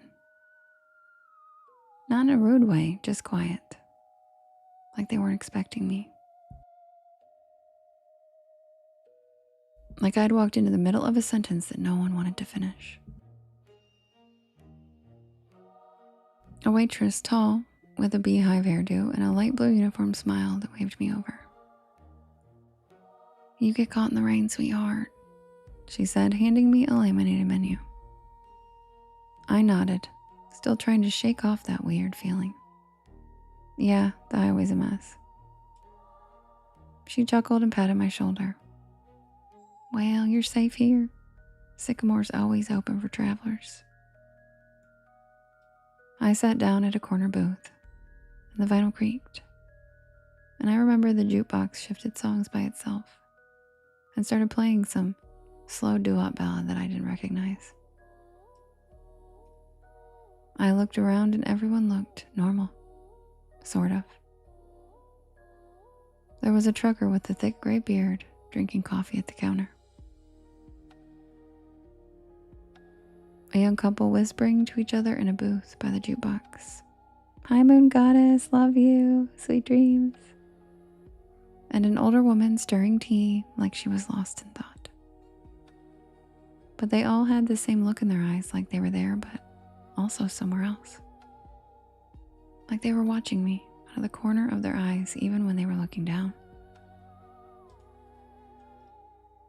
The waitress came back with coffee. Strong, hot, and surprisingly good. And I ordered a grilled cheese with fries. Simple, safe. Viola with her superfan stickers. She wrote it down with one of those clicky pens and said, "Don't worry, it's on the house tonight." And that was my second red flag. No diner just gives food away. While I waited, I took out my phone to check the map. No signal, and I mean nothing. No bars, no Wi-Fi, not even GPS. Just a blank screen with a spinning wheel. I glanced out the foggy window. The storm was still going, but now the wind had picked up. I could see the power lines swaying like jump ropes in the dark. But the diner stayed perfectly lit. Not even a flicker. Sherry really does make this story so fun. The food came fast, too fast, like under 5 minutes. But it looked amazing. Golden bread, gooey cheese, crispy fries, with a little cup of ketchup on the side, with a little metal cup of ketchup on the side. I took a bite. Delicious. I mean, I've eaten at a lot of diners. Greasy spoons, college joints, and roadside shacks. But this was hands down the best grilled cheese I've ever had. The fries were perfect and the coffee never ran out. Every time I took a sip, it was somehow full again. I was halfway through the sandwich when the trucker got up to leave. He walked right past my table, nodded once, and whispered, "Don't stay past midnight." That's all he said. What? But he was already out the door. The waitress gave me a tight smile and walked over, collecting his empty mug. Old Earl, he's always saying weird stuff. Just ignore him. But I couldn't. Something about his voice stuck with me. Something about the way he looked at me. Not like I was a customer, but like I was in danger.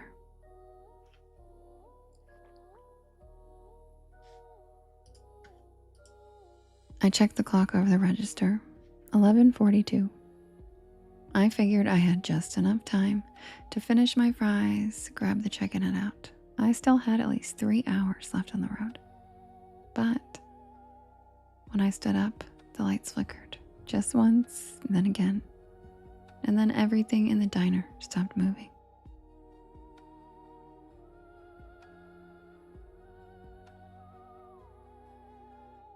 The couple by the jukebox froze mid-sentence.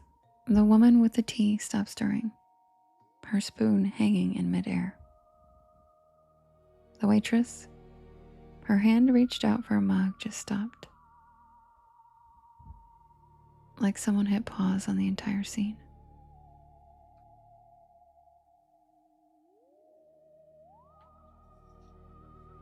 I took a step back and the jukebox buzzed, glitched, and restarted a new track.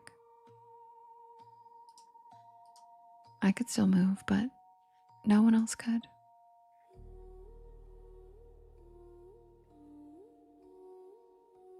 And then I heard it.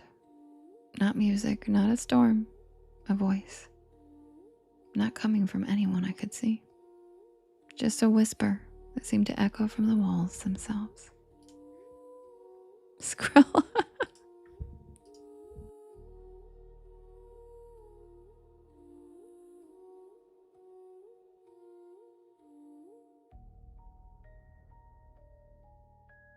I backed toward the door, my heart hammering in my chest. I turned the knob. Locked. Of course it was locked. Justin. I tried the windows, but they were sealed shut.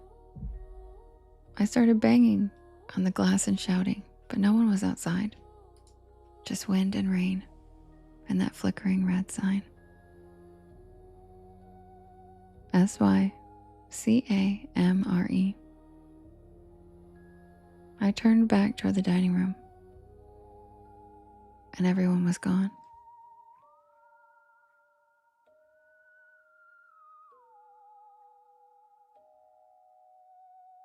Not frozen anymore, just gone. The booths were empty. No plates, no crumbs, no mugs. No sign that anyone had ever even been there. Except for my plate, still warm and still half eaten. And then I saw the waitress. She was standing by the kitchen doors, her silhouette backlit by flickering fluorescent light.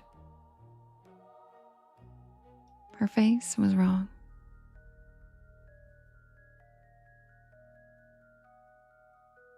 The same smile, but her eyes were empty. Black and endless. I know, Skrilla.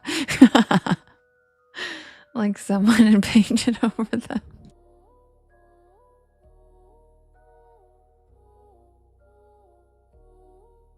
You shouldn't be here, honey, she said in that same cheerful voice. Not yet. I stumbled back, knocking over a chair as she took one slow step toward me. The others, they were waiting, but you just wandered in. She raised a hand and the walls began to shimmer. Literally shimmer.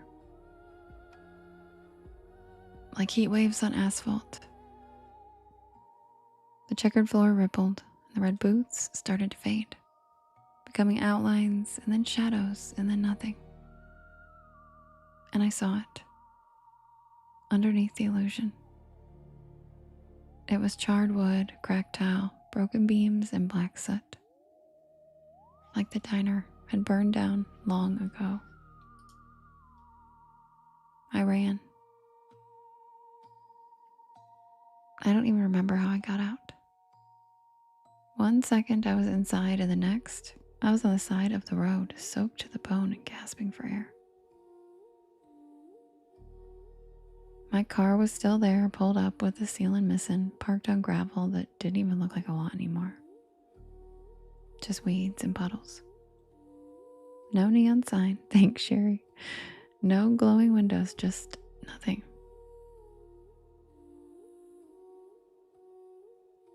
I drove back to campus that night in silence. No music, no Porch Lore podcast. I kept glancing in the rearview mirror, half expecting to see that red neon flicker back to life.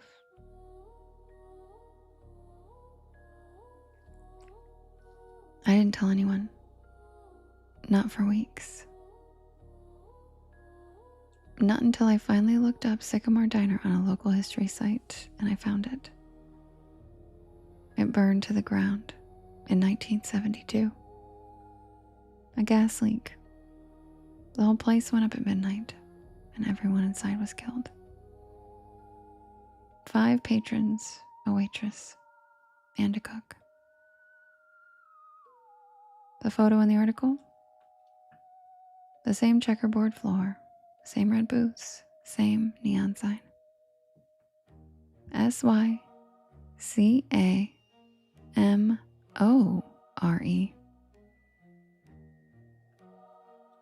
And in the corner of the photo, that same waitress, smiling.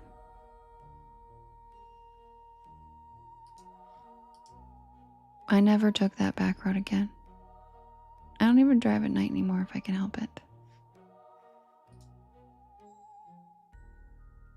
And every time I see a neon diner sign, something in me flinches just a little. Because I know I was there, and I know I wasn't supposed to be. But the part that keeps me up sometimes, the part that really makes my stomach turn, that was the best damn grilled cheese I've ever had. And I didn't even pay for it. And that's the tale of the night shift at Sycamore Diner. All right, guys, we're going to go over there and raid Des. I pinned his screen name. I hope you guys saved it.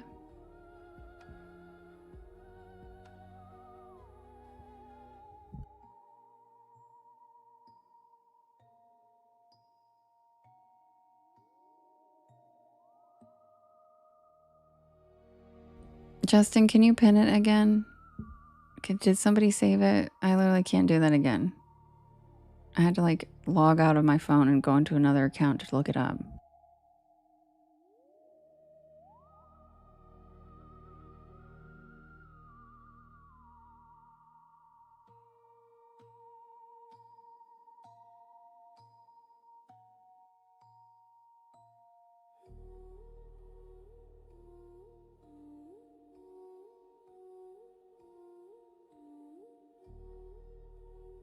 Yeah, Ash, thanks for coming. Hopefully we'll see you again tomorrow. I'm here every night. Good night, Fairy Witch. Sweet dreams. Thank you, Sherry. I appreciate it so much. Sherry coming in clutch. Okay, this is the last time I'm pinning it. So if you're coming with us, copy this now.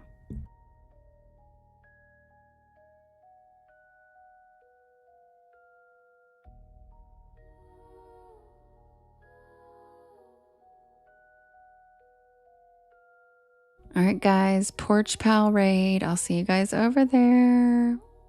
Thanks for being here, and thanks for being with me on Wednesday earlier today, too. And I'll see you guys again tomorrow. Same time, same place, 10 p.m. Eastern Standard Time. Love you guys. Let's go LARP over there. Let's go LARP as real people. Okay? Love you guys. See you over there. Good night. Sweet